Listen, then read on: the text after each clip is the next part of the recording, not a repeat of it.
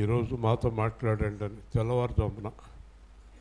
తర్వాత 11ంటికి ఆరాధన, 8:30కు వచ్చేసారు అందరూ.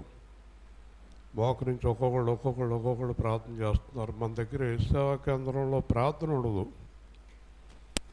సమయం తర్వాత వస్తారు, ఆరాధన జరిగేటప్పుడు వస్తారు, ప్రార్థన చేయరు.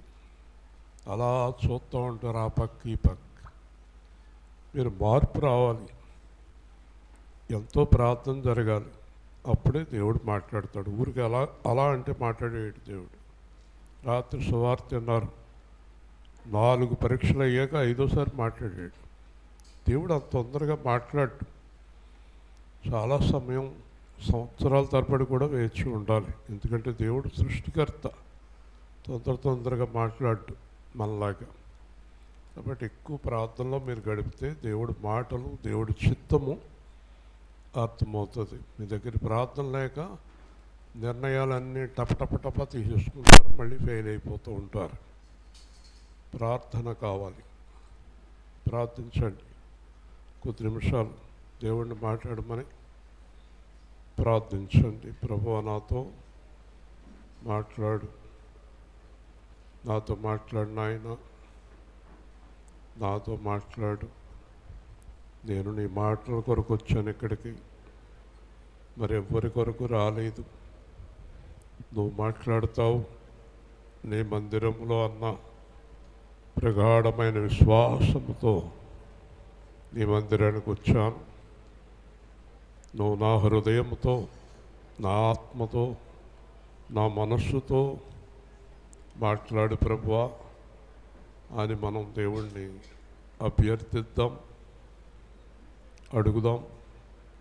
ప్రభువా, నా హృదయంలో ఉన్న సందేహాలు తీర్చండి, నా హృదయంలో ఉన్న ఆవేదన తొలగించండి, నాకు సరైన మార్గం సూచించండి, నన్ను మీ మార్గములో నడిపించండి అని దేవుణ్ణి అడుగుతూ ఉండాలి. అడగండి. దేవుడి చిత్తం జరిగితే ఎంత అద్భుతంగా ఉంటుందో, మీ జీవితాలు ఎంత బాగుంటాయో. మీరు చేజేతులా మీరు జీవితాలు మీరే ఏర్పాటు చేసుకుంటున్నారు. దేవుడి చిత్తం సంవత్సరాల తరబడి గ్రహించలేని పరిస్థితిలో ఉన్నారు.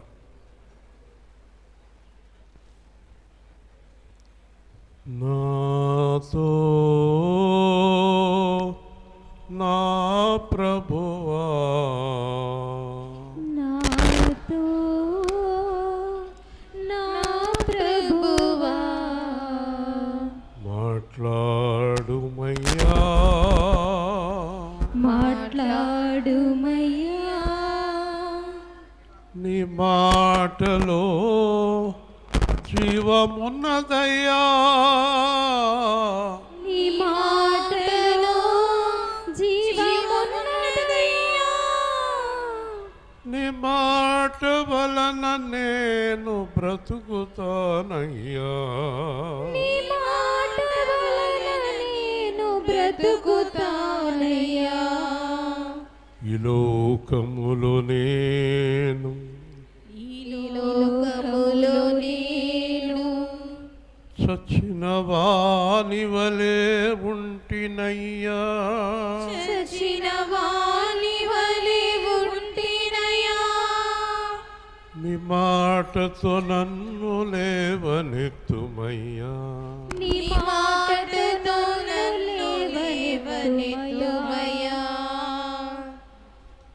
నన్ను బ్రతికించుమా, నన్ను కాపాడుమా, నన్ను బ్రతికించుమా, నన్ను కాపాడుమా. నన్ను బ్రతికించుమా, నాతో మాట్లాడుమా, నన్ను బ్రతికించుమా, నాతో మాట్లాడుమా. నా చుట్టూ ఉన్న వారికి నా జీవితం, నా చుట్టూ ఉన్న వారికి నా జీవితం ఎంతో హేళనగా ఉన్నదయ్యా, ఎంతో హేళనగా ఉన్నదయ్యా. వారి కన్నులకు నీ కార్యము పరిపంతులకు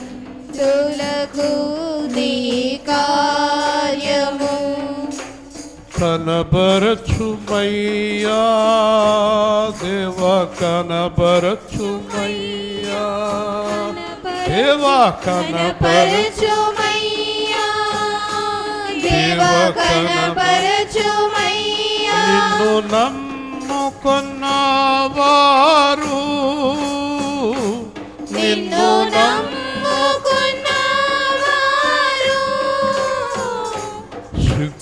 సిగ్గుపడరని పడిపోరని ఎప్పుడు పడరని పడిపోరని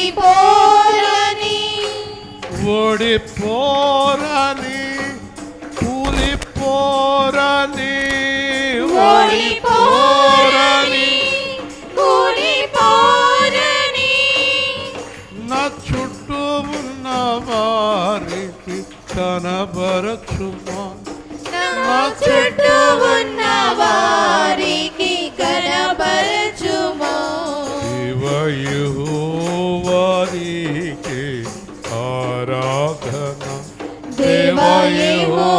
దేవయెహోవానికి ఆరాధన నా దేవుడు చూచుచున్నవాడని నా దేవుడు చూచుచున్నవాడని నా దేవుడు వినుచున్నవాడని నా దేవుడు వినుచున్నవాడని జీవ గ్రంథములో నీకు పేరున్నది జీవ గ్రంథములో నీకు పేరుందని నా ప్రార్థన వినుమయ్యా నా ప్రార్థన వినుమయ్యా నా బాధలు చూడుమయ్యా నా బాధలు చూడుమయ్యా తప్పించుమా నన్ను విడిపించుమా తప్పించుమా నన్ను విడిపించుమా దుష్టుల నుండి విడిపించుమా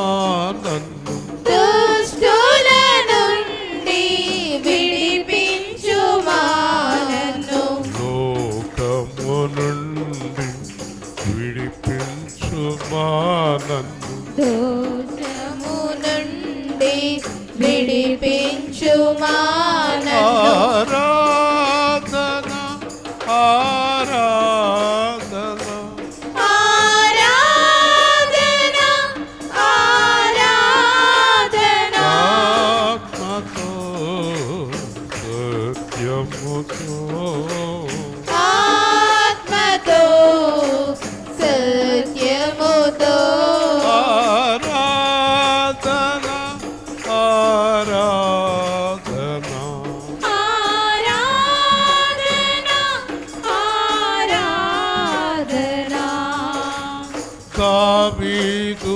కోల్పోయిన సమస్తము దావీదు కోల్పోయిన సమస్తము రెండంతలుగా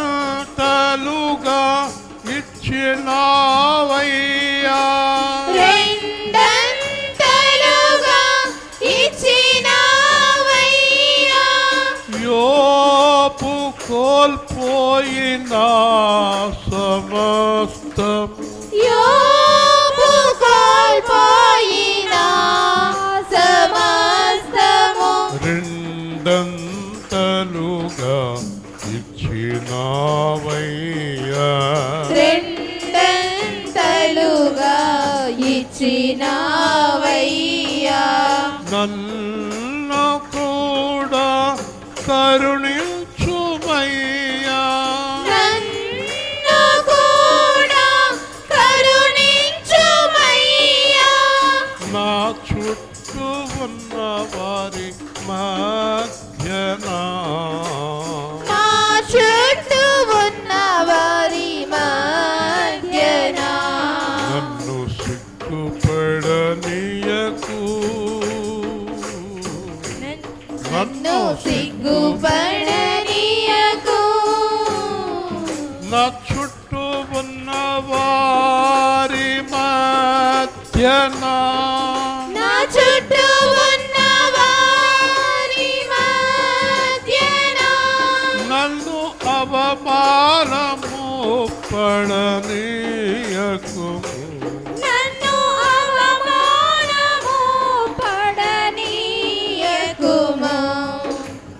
ఆలకించుమా నా ప్రార్థన ఆలకించుమా నా ప్రార్థన అగ్నిజ్వాలలుగా దిగిరావయ్యా అగ్ని జ్వాలలుగా దిగినావయ్యా నన్ను హింసించు వారిని దహించుమా నన్ను హింసించు వారిని దహించుమా అగ్నిజ్వాలలుగా దిగిరావయ్యా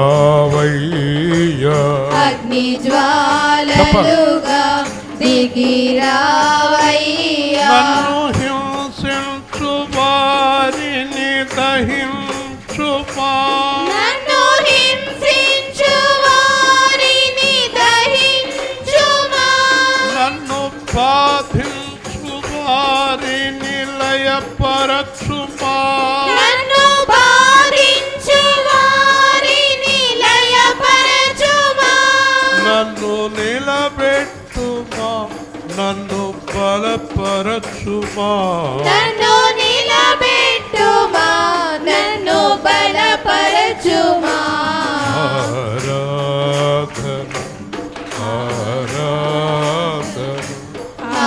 ఆరాధన ఆరాధన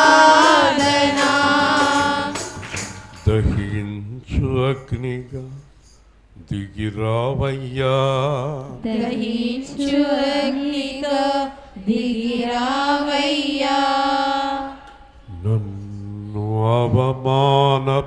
అవమానపరచువారి నన్ను అవమానపరచు వారిని ఎదుట నన్ను నిలబెట్టుమా ఎదుట నన్ను నిలబెట్టుమా నన్ను బాధించు వారిని నన్ను బాధించు వారిని దూరముగా తరిమి కొట్టుమా దూరముగా తరిమి కొట్టుమా నన్ను బలపరచుమా నన్ను బలపరచుమా నన్ను నిలబెట్టుమా నన్ను నిలబెట్టుమా ప్రార్థన చేయండి.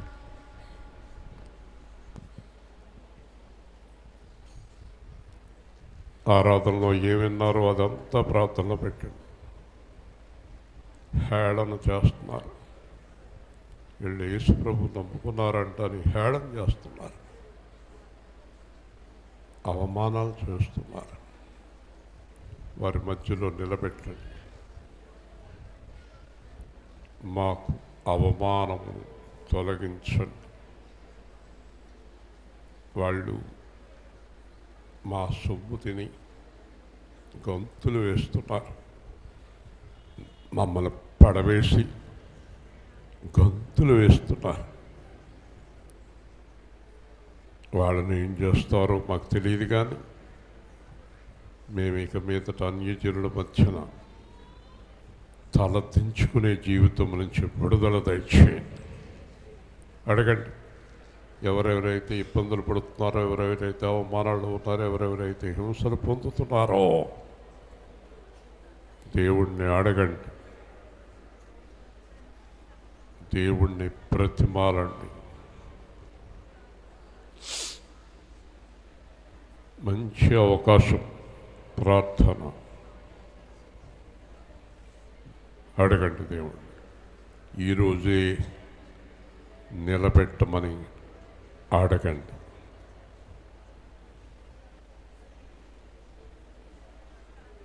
చేయండి, కొన్ని నిమిషాలు ప్రార్థన చేయండి. మీ హృదయంలో ఉన్నదంతా దేవుడితో మాట్లాడుకోండి.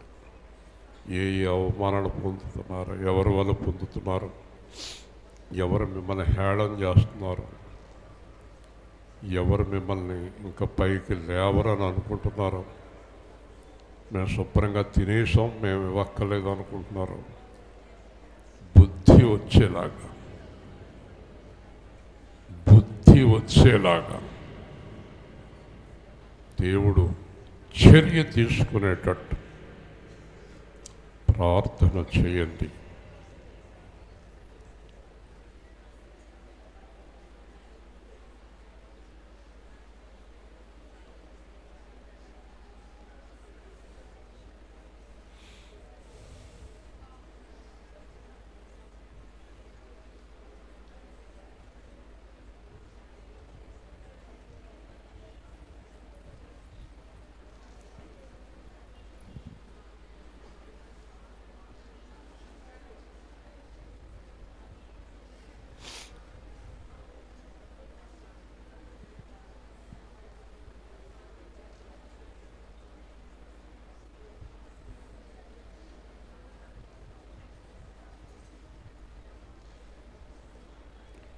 ఆమేన్. కూర్చోండి. ఈరోజు ప్రార్థన గమనించారా మీరు?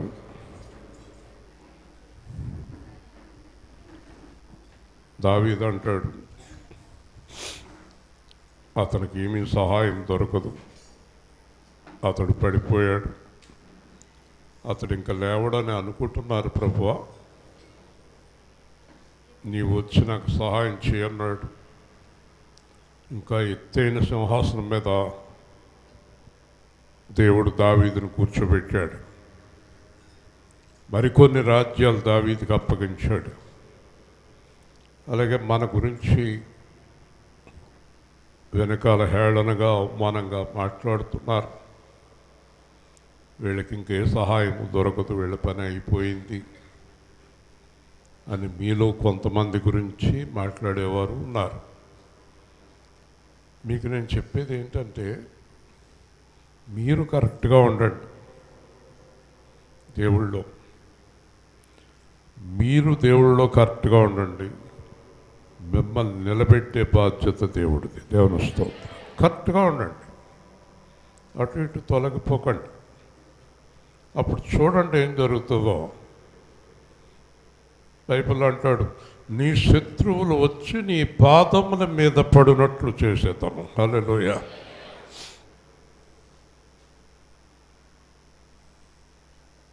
మన కాళ్ళు పట్టుకోవాలని మనకేం ఆశ లేదు, కానీ దేవుడికి ఆశ ఉంది. దేవుడికి చాలా ఆశ ఉంది. నిన్ను అవమానించిన వారందరూ నా లెక్కలో ఉన్నారు, నీ పాదముల మీద పడినట్లు చేసేద్దాను.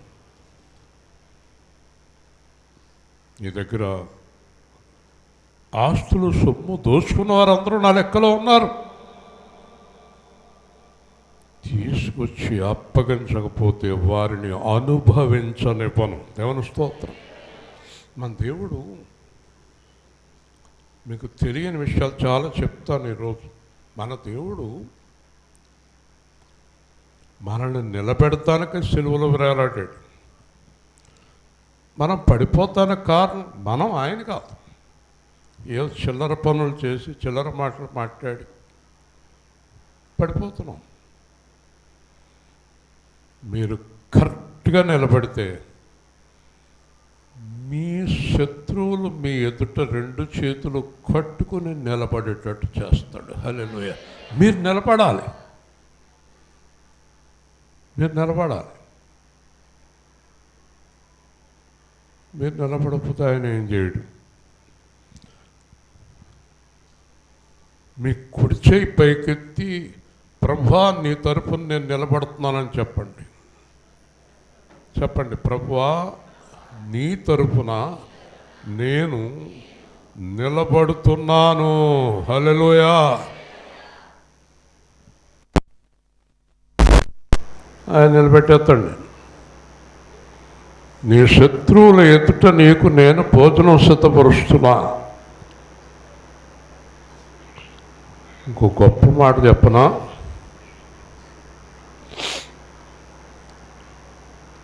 వారిని నీవు కాలు జారు ఎక్కడున్నారో పాడు ప్రదేశంలో ఉన్నారు. మీరు ఎక్కడున్నారు? బండరాయి మీద నుంచున్నారు. హల్లెలూయా. నీ కొడుకవని, నీ కూతురవని, నీ కోళ్ళవని, పాస్టవని, పాస్టమ్మవని, ఇంకొకళ్ళవని, నీ మాంగారవని, నీ అత్తగారవని, నీ పెళ్ళవని, నీ కూతురవని సరిగ్గా లేని వారు కాలు దారి కాడే ఉన్నారు. కొన్ని ఉదాహరణలు చెప్పనా? నువ్వు కరెక్ట్గా దేవుళ్ళో ఉన్నావు, నీ కూతురు లేదు. నీ కూతురు ఎక్కడుందో తెలుసా? కాలు జారిన కాడు ఉండి జారిపోయి పడిపోయింది. దేవుని స్తోత్రం. నువ్వెక్కడున్నావు? బండ మీద. బైబిల్లో కూతురు, కొడుకు, మొగుడు, పెళ్ళాలు ఏమి ఉండవు బైబిల్లో. ఎవరైనా ఉంటే దేవుడికి, మనకి ఎక్కువ. మళ్ళీ చెప్పనా? నీ కూతురు అవని, నీ భార్య అవని, పాస్టర్ అవని, నీ కొడుకు అవని, ఎవరవని దేవుళ్ళో సరిగ్గా లేని వాళ్ళు ఎక్కడి నుంచి ఉన్నారు? కాలు జారే చోట. ఏదో ఒక రోజుని జర్రును జారి చతికిలు పడిపోతారు. దేవుని స్తోత్రం. ఇది నిశ్చయం. ఇప్పుడు ఎందుకు ఆడ కాలు జారి పడిపోవాలని మనం కోరుకోవాలా? కోరుకోకూడదు. ఏం చేయాలి? మనం నుంచున్న కాళ్ళని తీసుకొచ్చి నుంచోబెట్టాలి. హల్లెలూయా. అది మనం దేవుడికి ప్రార్థన చేయాలి. ఎవ్వరు పడిపోకూడదు. ఇప్పుడు యేసు సేవా కేంద్రంలో ఉన్న ఒక్క వ్యక్తి కూడా పడిపోకూడదు. ఈ మాటలు మీరు బాగా గుర్తుపెట్టుకుని మీరు నిలబడండి. ఈరోజు ఉదయం దేవుడు అంటున్నాడు, నువ్వు ఇదివరకు పనిచేసిన అతను అయిపోతున్నాడు, ప్రార్థన చేయన్నాడు. అయ్యో పాపం అనుకున్నా. అతను సమయం సమాప్తమైందన్నాడు. హల్లెలూయా. దేవుడితో జాగ్రత్త, దేవుడితో జాగ్రత్త.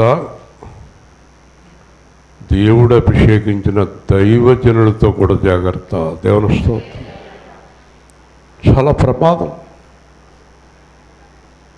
తాను అభిషేకించిన వారిని ఎవరు మాట్లాడకూడదు, ముట్టుకోకూడదు. అందరికీ ఉంటుంది ఈ ప్రొటెక్షన్. ఎవరైతే దేవుళ్ళలో బలంగా నిలబడ్డారో వాళ్ళ చుట్టూ అగ్ని మండుతూ ఉంటుంది. ఎలీషా చుట్టూ మండినట్టు. కాబట్టి రాత్రి విన్నారు మీరు సువార్త. ఇన్ని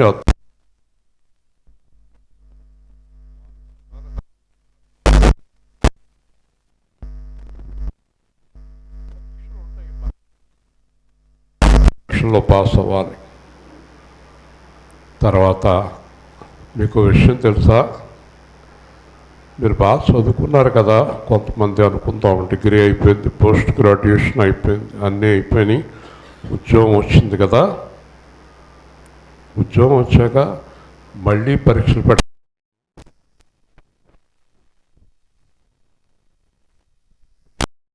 ఉద్యోగం కావాలంటే అంటారా? కదయ్యా, దేవుడు అంతే. కొన్ని పరీక్షలు పాస్ అయిపోయాక ఇంకా పరీక్ష పెట్టడం. హల్లెలూయా. యోబుకి మళ్ళీ పరీక్షలు పెట్టాడా? దావీదుకి మళ్ళీ పరీక్షలు పెట్టాడా? యోసేపుకి మళ్ళీ పరీక్షలు పెట్టాడా? సింహాసనం మీద కూర్చోబెట్టాక మళ్ళీ పరీక్ష పెట్టలేదు. హల్లెలూయా. దావీదు అంటాడు, అమ్మయ్య, ఇన్నాళ్ళకి దేవుడు నన్ను రాజుగా స్థిరపరచను అనుకున్నాడు. పరీక్షలు కొంతకాలం ఉంటాయి. ఎప్పుడు ఉంటే మనుషులు చచ్చిపోతారు, ఆగలేరు. పరీక్షలు కూడా ఆత్మానం ఉండవు. కాబట్టి మీరు నిలబడండి. ఈ మాట ఎప్పుడు అన్నాడో తెలుసా? 25 సంవత్సరాల కిందట అన్నాడు దేవుడు నాతో. ప్రభువా, నన్ను వాక్యం చెప్పమంటున్నావు, నాకు ఏమి ఆది కాండం అంటే అర్థం తెలుసు నాకు. నేను వాక్యం చెప్పటం ఏంటంటే ప్రభు అన్నారు, నీవు నిలబడు, నేను మాట్లాడతాను. హల్లెలూయా. అంతే. ఆ రోజు నుంచి ఈ రోజు వరకు అదే ఒప్పందం, అదే ఒప్పందం. రాత్రి ఈ అమ్మాయిని చూశాను నేను, మహిమని. మాట మాటికి కదిలిపోతుంది, మాట మాటికి ఏడిచేస్తుంది. మరి ఆ మాటలు ఎందుకు పట్టుకున్నాయో వాడి గుండెల్లో తెలియదు నాకు. నేను అందరినీ గమనిస్తూ ఉంటాను. వాక్యం ఎవరు వింటున్నారు, ఎవరు వింటలేదు, ఎవరు అటు ఇటు చూస్తున్నారు, ఎవరు మాట్లాడుతున్నారు, ఎవరు సెల్ ఫోన్లకు చూస్తున్నారు, అన్నీ గమనిస్తూ ఉంటారు. అలాగే ఆరాధన ఎవరు టైంకి వస్తున్నారు, ఎవరు టైం అయిపోయి వస్తున్నారో అది కూడా చూస్తూ ఉంటారు. మనుషుల పేర్లతో సహా చెప్పగలను నేను. దేవుడు కొద్దిగా జ్ఞానం ఇచ్చాడు. కాబట్టి మీరు దేవుడికి ప్రాధాన్యత ఇవ్వకుండా మీరు జీవితంలో ఏదీ సాధించలేరు కదా. ఈరోజు వాక్యం వింటే ఎన్నో విషయాలు అర్థమవుతాయి మీకు.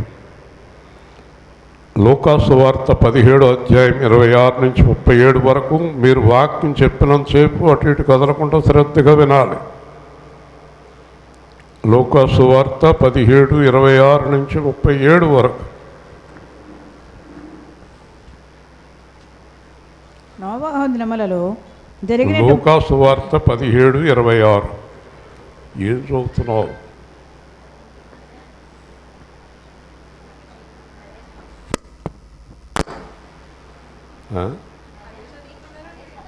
లూకాసు వార్త 17, 26 చదువు.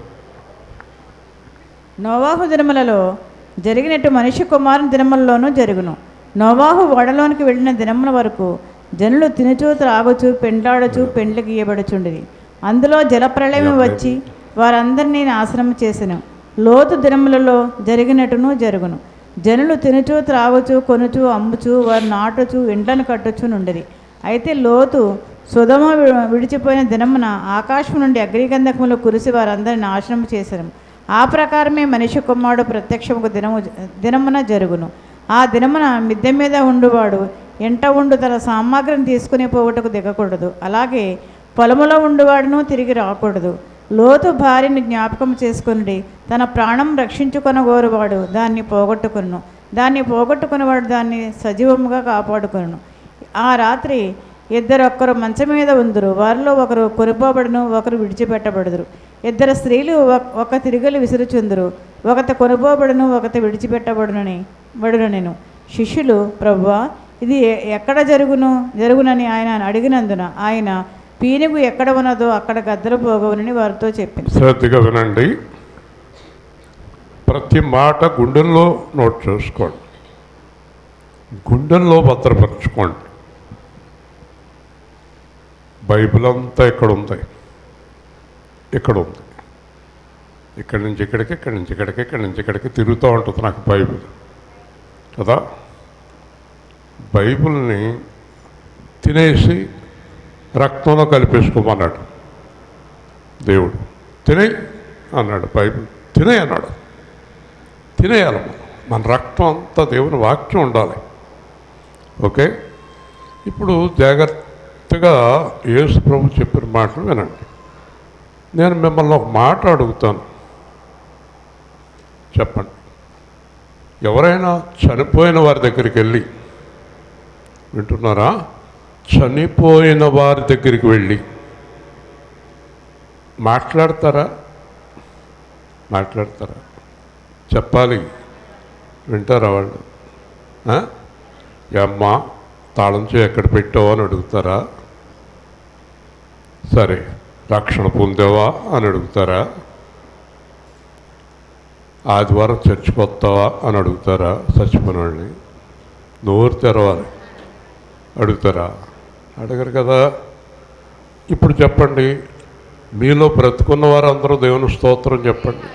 ఎందుకు అడిగానో తెలుసా? బ్రతికుండగానేనంట దేవుని మాటలు విని ఆచరించాలి. చచ్చిపోయాక చేసేది పెద్ద సున్నా. హల్లెలూయా. అంటే మనం బ్రతికుండగానే మారు మనసు పొందాలి.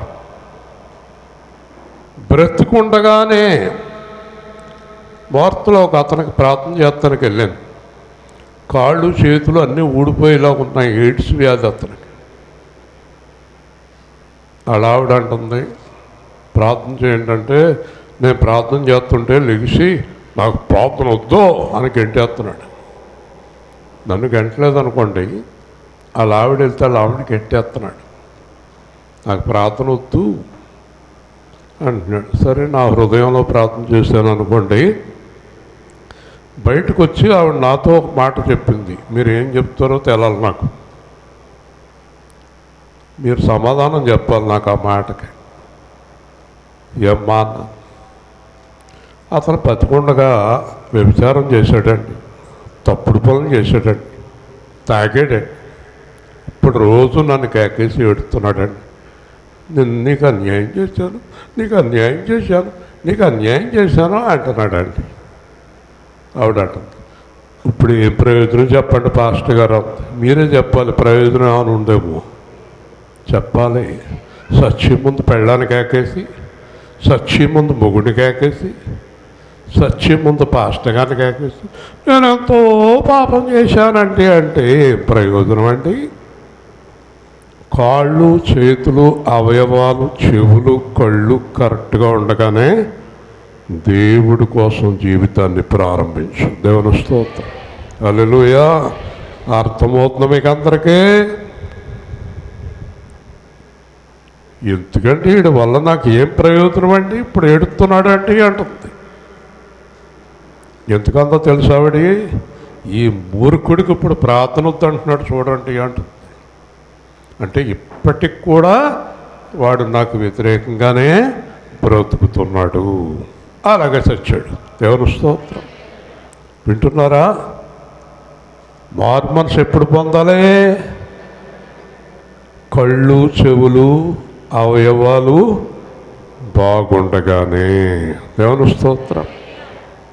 కాబట్టి యేసుక్రీస్తు చెప్పే మాటలు ఇప్పుడే అమలు చేయాలి మీరు, సాయంత్రం కాదు, పొద్దున కాదు, ఇప్పుడే కదా. చెప్పండి, ఒక అమ్మాయి ఉద్యోగం గురించి ప్రార్థన చేసింది. దేవుడు అన్నాడు, ఉన్న ఉద్యోగాన్ని తీసేస్తున్నాను, కొత్త ఉద్యోగం ఎందుకు ప్రార్థన అన్నాడు. ఏం చేస్తారు? ఉన్నదే తీసేస్తుంటే కొత్తది అడుగుతుంది ఏంటయ్యా అంటున్నాడు. నాకేం తెలుసండి బాబు, నేను ప్రార్థన చేశాను. దేవుని స్తోత్రం. ఉన్నదే తీసేస్తున్నాను. చెప్పండి, ఏం చేస్తారు మీరు? నేనేం చేస్తాను, నువ్వేం చేస్తావు? దేవుడిచ్చిన దాన్ని కాపాడుకోకపోతే దేవుడు తీసేస్తాడు. దేవుని స్తోత్రం. ఏదైనా సరే. ఒకసారి నాతో చెప్పాడు, పొద్దున్నే నేను బాధపడుతుంటే, ఏమిచ్చాను నీకు చెప్పు, ఏమిచ్చాను? పెద్ద ఉద్యోగం. ఎంతమంది మీద? 4,000 మంది మీద. నీ జీతం ఎంత? ఇంత. నీ కంపెనీ టర్నోవర్ ఎంత? ఇన్ని కోట్లు. చెప్పు, నువ్వు పోగొట్టుకున్నావా, నేను పోగొట్టాను అని అడిగాడు. నేనే పోగొట్టుకున్నాను. ఈ కాడి నుంచి నాకు ప్రతి రూపాయి లెక్క చెప్పాలన్నాడు 25 ఏళ్ల కిందట. దేవుని స్తోత్రం. దేవుడికి ఇచ్చేది దేవుడికి ఇవ్వాలి. నీ సంఘంలో పేదవారికి ఇచ్చేది పేదవారికి ఇవ్వాలి. మందిరానికి ఇచ్చేది మందిరానికి ఇవ్వాలి. భార్యకి ఇచ్చేది భార్యకి ఇవ్వాలి. పిల్లలకి ఇచ్చేది పిల్లలకి ఇవ్వాలి. ఎవరికి ఇచ్చేదాళ్ళకి ఇవ్వాలి. ఎప్పుడు ఇస్తానండి నేను? ఇంజనీర్ గారు అబ్బాయి చెప్పాలి. ఎప్పుడు ఇస్తాను ఇవన్నీ నేను? అసలు నాకంటూ ఏదైనా వస్తేనేనా? చెప్పండి, వస్తేనే కదా. ఆ రావటానికి కారణం ఎవరు? అసలు నీకు జీతం వస్తానికి కారణం ఎవరు? నీకు ఉద్యోగం వస్తానికి కారణం ఎవరు? నీ జీవితం నడవటానికి కారణం ఎవరు? నువ్వు బ్రతకటానికి కారణం ఎవరు? ఎవరు? నువ్వు ఊపిరి వదులుతానికి కారణం ఎవరు? నువ్వా? దేవుడా? దేవుని స్తోత్రం. ఎవరికిచ్చి దానికి ఇవ్వకపోతే ఉన్నాయి కూడా తీసేస్తాను. అర్థమవుతుందా? లెక్క అడుగుతాడు దేవుడు. ఖచ్చితంగా పాటించవలసిందే.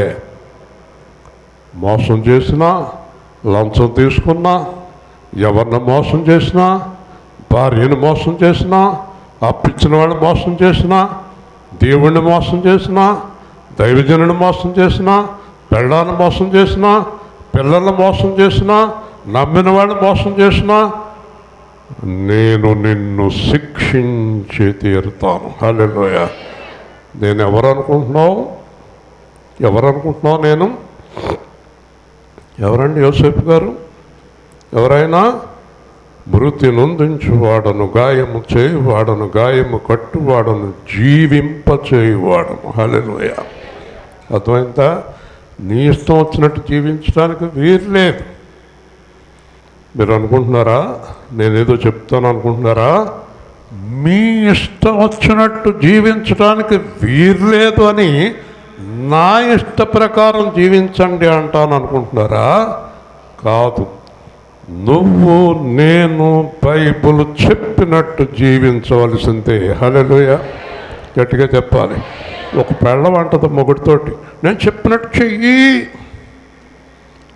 ఒక మొగుడు అంటాడు పెళ్ళంతో, నేను చెప్పినట్టు చెయ్యి. ఒక పాస్టర్ అంటాడు సంఘంతో, మేము చెప్పినట్టు చెయ్యి. కానీ యేసు సేవా కేంద్రం అంటది, యేసు చెప్పినట్టు చెయ్యి. దేవుని స్తోత్రం. ఎవరు చెప్పినట్టు? యేసు చెప్పినట్టు చెయ్యి. నీ జీవితం స్థిరపడిపోతుంది, బలపడిపోతుంది, బలముగా నాటేస్తాడు. ఈ పరిస్థితి ఎప్పుడూ రాదు. మీరు ఆశ్చర్యపోతారు. ఆ రోజుల్లో అంత జీతం ఉండగా, అన్ని కోట్లుండగా నా చెయ్యి ఇలాగుండేది. 26 సంవత్సరాల నుంచి నా చెయ్యి ఇలాగుంది. హల్లెలూయా. గట్టిగా చెప్పాలి. దేవుడు చెయ్యిలా పెట్టనిచ్చే దేవుడు కాదు. అలా పెట్టనిచ్చే దేవుడు కాదు. నిన్ను కనపరచాలని, నిన్ను నిలబెట్టాలని. మోషే ఎందుకు వస్తుంది ఎదరా? జాగ్రత్తగా ఉండాలి. దేవుడి మాటలు శ్రద్ధగా వినాలి. నిద్ర వస్తుందంటే దేవుడి మాటలు వినకుండా చేసేస్తున్నాడు మిమ్మల్ని. నిద్రపోకూడదు. చాలా జాగ్రత్తగా ఉండాలి. నోవాహు దినములలో జరిగినట్లు మనుష్య కుమారుని దినముల్లోనే జరుగును. నోవాహు ఓడలోనికి వెళ్ళిన దినం వరకు జనులు తినుచు, త్రాగుచు, పెండ్లాడుచు, పెండ్లికి ఇయ్యపడుచు నుండిరి. అంతలో జలప్రళయం వచ్చి వారందరినీ నాశనము చేశాను. హల్లెలూయా. వింటున్నారా? జాగ్రత్తగా వినండి. నోవాహు దినములలో నోవాహుతో దేవుడు అన్నాడు, నేను కొన్ని రోజులకి జలప్రళయం రప్పిస్తున్నాను, ఈ ప్రపంచం అంతా నాశనం చేసేస్తున్నాను, నువ్వు నీ పిల్లలు ఓడ చేసుకుని వాళ్ళలోకి వెళ్ళండి అన్నాడు. మేరీ గారు, నోవాహు అంటే ఎందుకు ప్రేమ దేవుడికి? నోవాహు గురించి రాయబడింది అక్కడ. నోవాహు ఆ తరములో నిందారహితుడును, దేవుడితో నడిచిన వాడును. హల్లెలూయా. అంచేత దేవుడికి అతని పద్ధతి నచ్చి, నోవాహు నువ్వు, నీ భార్య, నీ కుమారుడు, నీ కోడళ్ళు మొత్తం 8 మంది వాళ్ళలోకి వెళ్ళండి అన్నాడు. అన్న తర్వాత ఓడ చేయటం మొదలుపెట్టాడు. వింటున్నారా? ఓడ చేయటం ప్రారంభించాడు. ఒక్కొక్కళ్ళు ఊళ్ళో వాళ్ళు, దేశం వాళ్ళు అందరూ వస్తున్నారు. ఏంటబ్బాయి నోవాహు గారు ఏం చేస్తున్నారు? వాడ చేస్తున్నాను. వాడ ఎందుకు చేస్తున్నావు?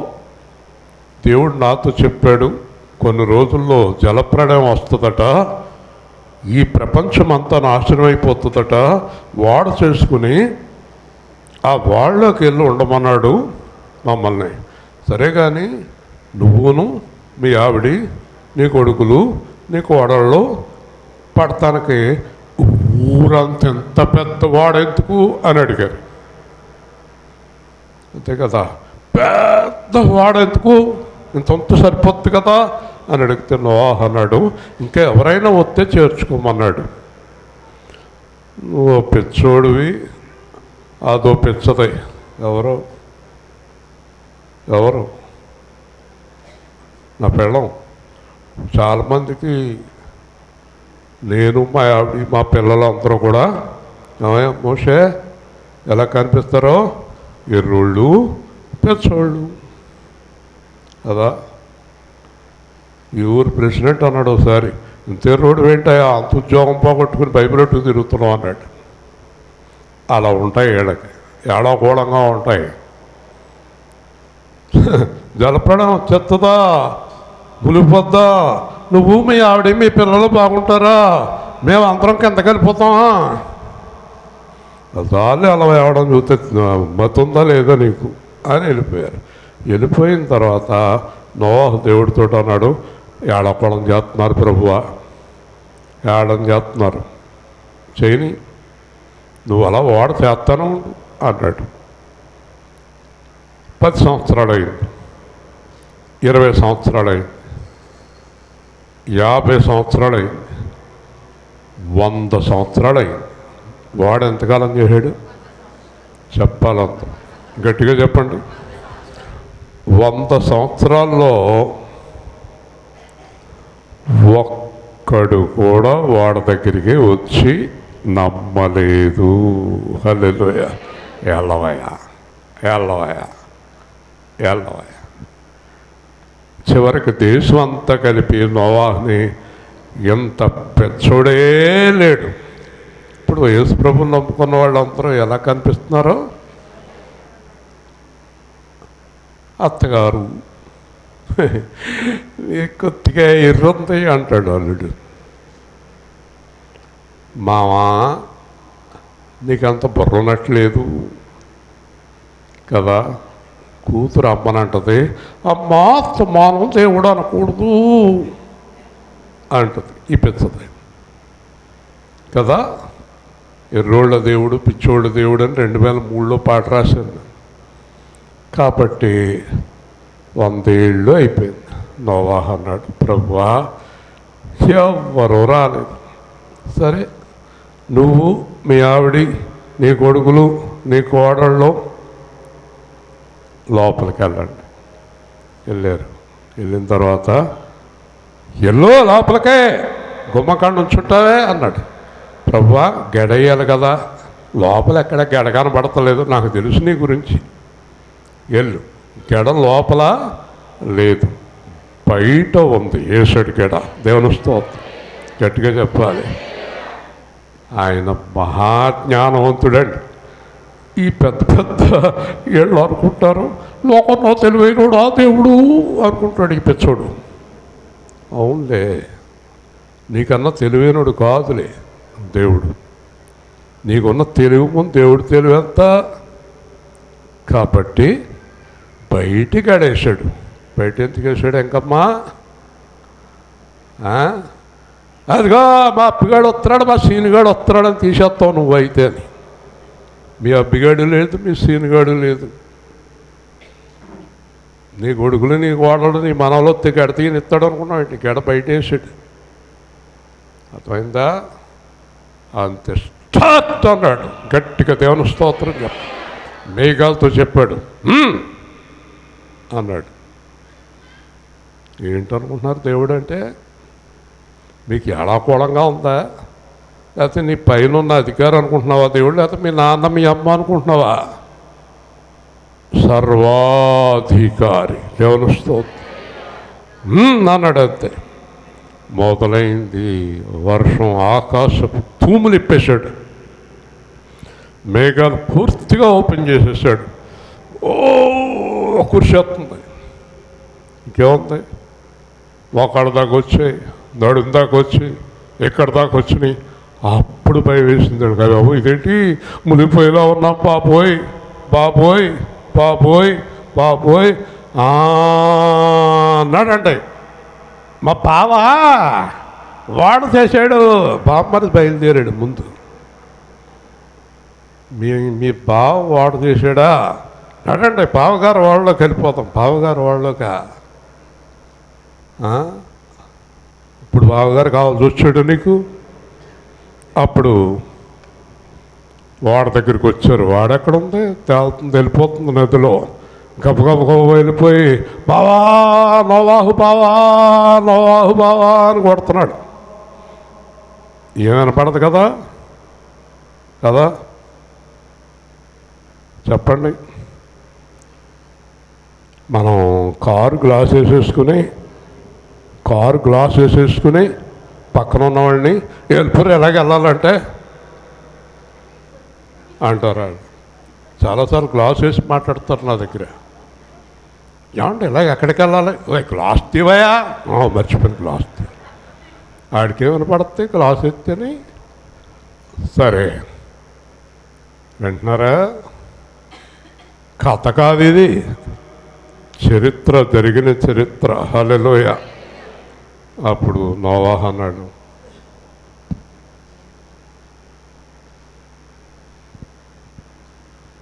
బయటికి గడేసేసాడు దేవుడు అన్నాడు. హల్లెలూయా. జాగ్రత్త. గడేసిన తర్వాత అమ్మా నాన్న బావా అక్క ఇస్రాయేల్ గారు ఏమీ వినబడనివ్వడు. హల్లెలూయా. బుద్ధి లేని కన్యకు తలిపేశాక ప్రభువా ఏమన్నాడు, మీరెవరో నేను ఎరగను. అది కాదండి మా బావ, మా అబ్బాయి ప్రకాషు. మీ అబ్బాయి ప్రకాష ఎవడాడు అని అడుగుతాడు. నీకు అబ్బాయి, ఆయనకెవరో అవిశ్వాసి. దేవుని స్తోత్రం. నీ భర్త నాకు తెలియదు, నీకు భర్త, నాకెవడో. మా అబ్బాయి, మీ అబ్బాయి, నీకబ్బాయి, నాకెవడో. అవిశ్వాసి. నేను చెప్పినట్టు చెయ్యని వ్యక్తిత్వం, చెప్పినట్టు చెయ్యని భార్య, చెప్పినట్టు చెయ్యని పాస్టర్, చెప్పినట్టు చెయ్యని నీ కుమార్తె. కాబట్టి వాళ్ళకి నాకు ఏ విధమైన సంబంధము లేదు. దేవుని స్తోత్రం. ఇక్కడే ఈ నాటకాలన్నీ కొడుకు కోడలు కూతురు మొగుడు పెళ్ళం అంతా డ్రామా ఇక్కడే, శ్మశానంలో లేదు, చచ్చిపోయాక లేదు. మనం చచ్చిపోయిన కాడ ఇల్లింద్రపోర్లు అంటున్నారు. చచ్చిపోయిన అతన్ని అంటున్నారు, ఇంజనీర్ గారి అబ్బాయి. ఆగండి వాళ్ళ చిన్న మనవడు వస్తున్నాడు. సరే ఆగండి. ఆ పొట్టోని తీసుకొచ్చారు. ఇడుగోరా తాత అన్నారు. ఇంకేం తాత అంటున్నాడు ఆ పొట్టోడు. ఒకప్పుడైతే గబుక్కుని ఎత్తుకుని ముత్తు పెట్టుకుంటాడు. ఇప్పుడు ఎక్కడ పెట్టుకుంటాడు ముత్తు? అయిపోయింది. దేవుని స్తోత్రం చెప్పండి. మరణం వచ్చే ముందే బుద్ధి తెచ్చుకో. ఎవరికి చేసేది అది చెయ్యి, ఎవరికి ఇచ్చేది అడిగి, ఎవరికి అన్యాయం చేయకు, ఎవరిని మోసం చేయకు, నిన్ను నమ్మిన వారిని మోసం చేయకు. నువ్వు చేస్తున్న పని యథార్థంగా చెయ్యి. ఓకే, నువ్వు అంటావు ఏంటి చెయ్యకపోతే అంటావా?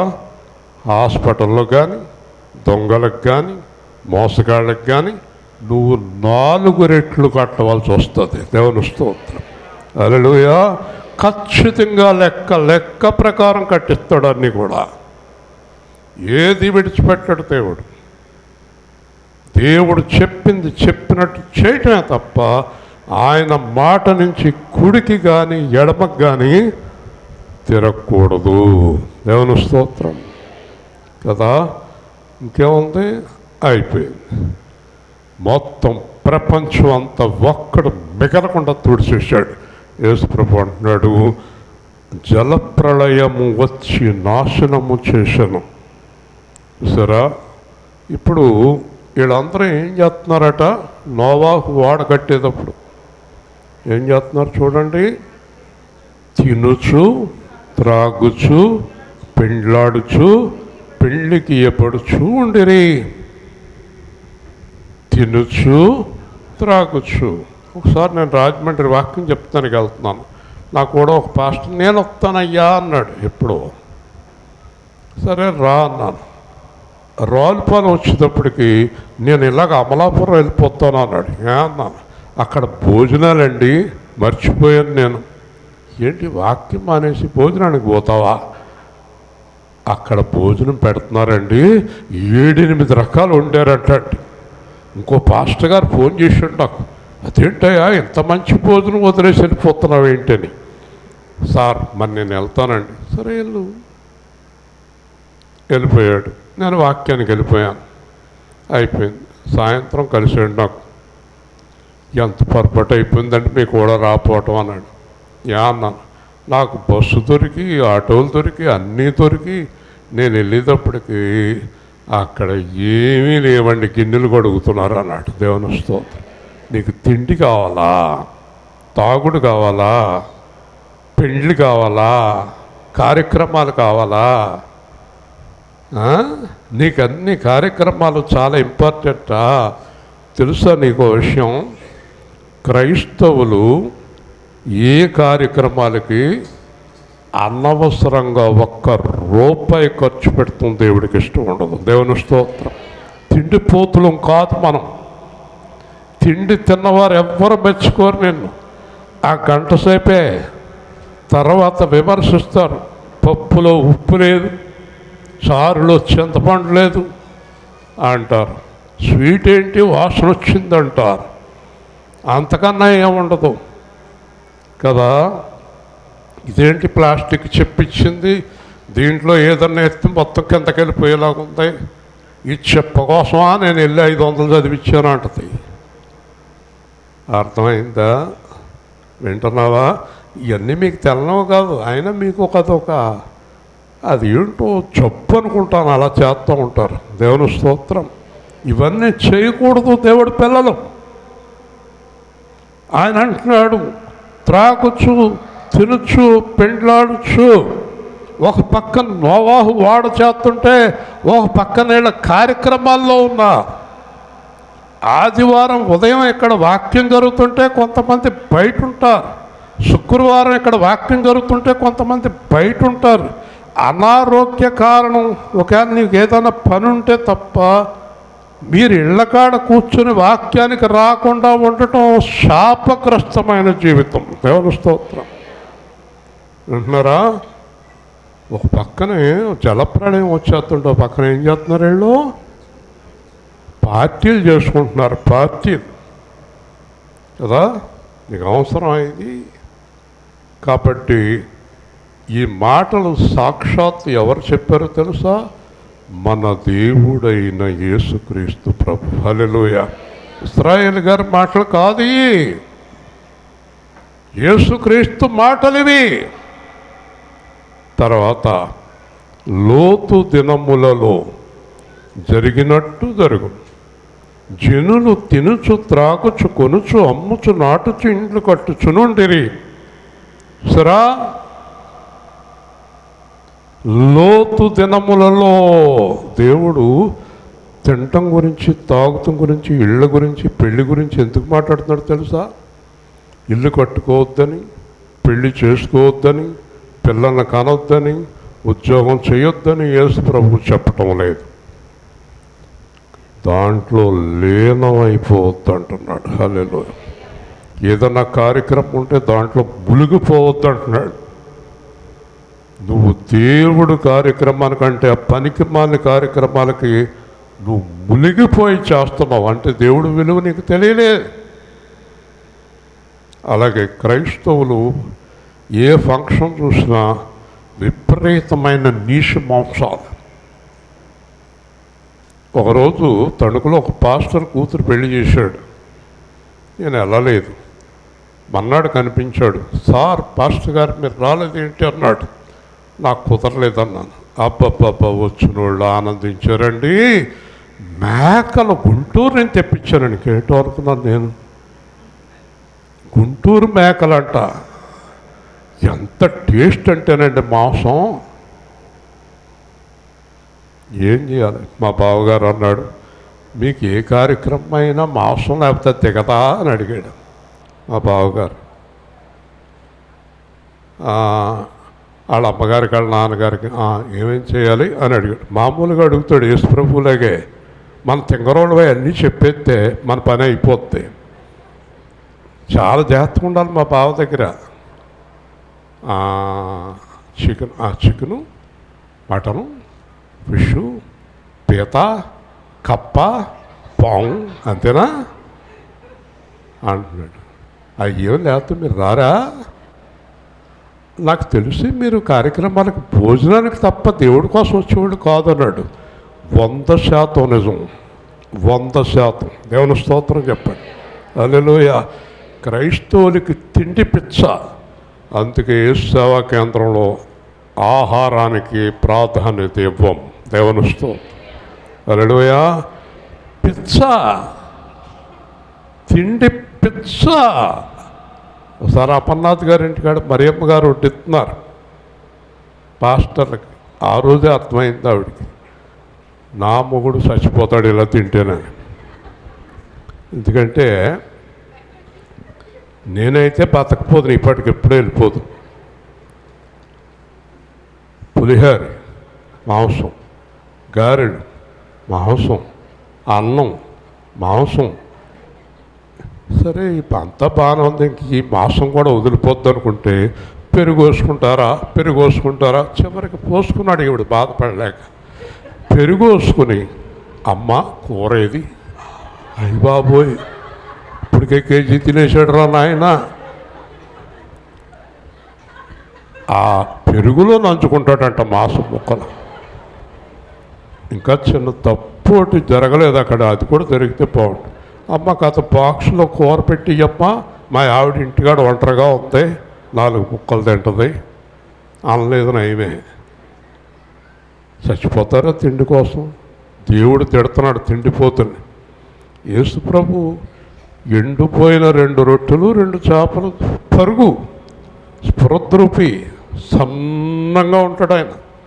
శిష్యులు అలాగా ఉంటారు. అసలు ఇప్పుడు సన్నంగా ఉండే పాస్టర్ గారే లేరు. అస్సలు తిండి తిండి తిండి తిండి తిండి తిండి తిండి తిండి తిండి. మధ్యాహ్నం ఏముంది అక్కడ? బిర్యానీ అంట. నడా పెళ్ళారు బండి ఎక్కిచ్చేసుకుని మొత్తం రయ్యని వెళ్ళిపోతాడు ఆ తిండికి. చచ్చిపోతావా తినకపోతే? నేను చెప్తున్నాను, తింటే చచ్చిపోతావు. కొలెస్ట్రాల్ పెరిగిపోయి గుండె ఆగిపోయి నిన్నటిదాకా బాగానే ఉన్నాడు, పొద్దున్నే పోయాడమ్మా. Guarantee, no doubt about it. అర్థమైందా? నిన్న మేరీ గారి ఇంటికాడ ఫోన్ చేశాను నేను. తప్పులేదు, ఎస్తేరి గారు వాడనా. సాయంత్రం డాక్టర్ గారి దగ్గరికి వెళ్ళాం.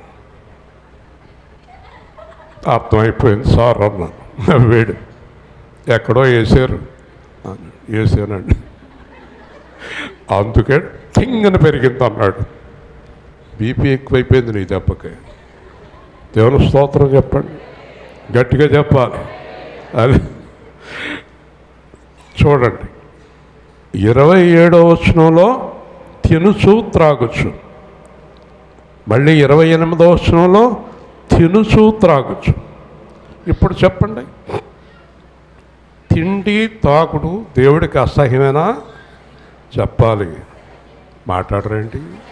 2 సార్లు దేవుడు చెప్పాడంటే ఆయనకి చాలా చిరాకు. లిమిట్గా తినాలి, కొద్దిగా ఆకలి ఉండగా మానేయాలి, తిన్న తర్వాత పరిగెత్తేలాగా తినాలి, తిన్న తర్వాత పరిగెత్తాలి. అంటే ఎంత తినాలి? అది మా పిల్లలు బాగా లావుగా అంతంగా ఉండాలనుకుని పెట్టేసామనుకో, కొన్నాళ్ళు కదలకుండా అయిపోతారు. తిండి తగ్గించు, ముఖ్యంగా మాంసాలు కూరలు బాగా తగ్గించు. చక్కని వెజిటబుల్స్, ఉల్లిపాయ, పచ్చిమిరకాయ, వంకాయ అలాంటివి తిను. అర్థమైందా? అన్నీ కలిపి పచ్చడి చేయి, అన్నీ కలిపి పులుసు పెట్టు, బాగుంటుంది. అర్థమైందా? ఒకసారి మా ఇంటికి వచ్చాడు ఒక ఆయన, నవ్వులతానికి ఏముందన్నాడు. గట్టిగా నవ్వులతానికి ఏముందన్నాడు. ఈ మా ఆవిడ అప్పుడప్పుడు తూకం వేస్తుంది, కేజీ రాళ్ళు 1/2 కేజీ రాళ్ళు ఉన్నాయన్నా. ఇనపరాళ్ళు. తిండిపోతులకి ఏం పెట్టాలి? ఇనపరాళ్ళు పెట్టాలి, అవి అరగాలి వాళ్ళకి. కాబట్టి వీళ్ళందరూ కూడా తిండితోటి తాగుడుతోటి దేవుణ్ణి నిర్లక్ష్యం చేస్తున్నారు. హల్లెలూయా, గట్టిగా చెప్పాలి. దేవుణ్ణి విడిచిపెట్టేశారు.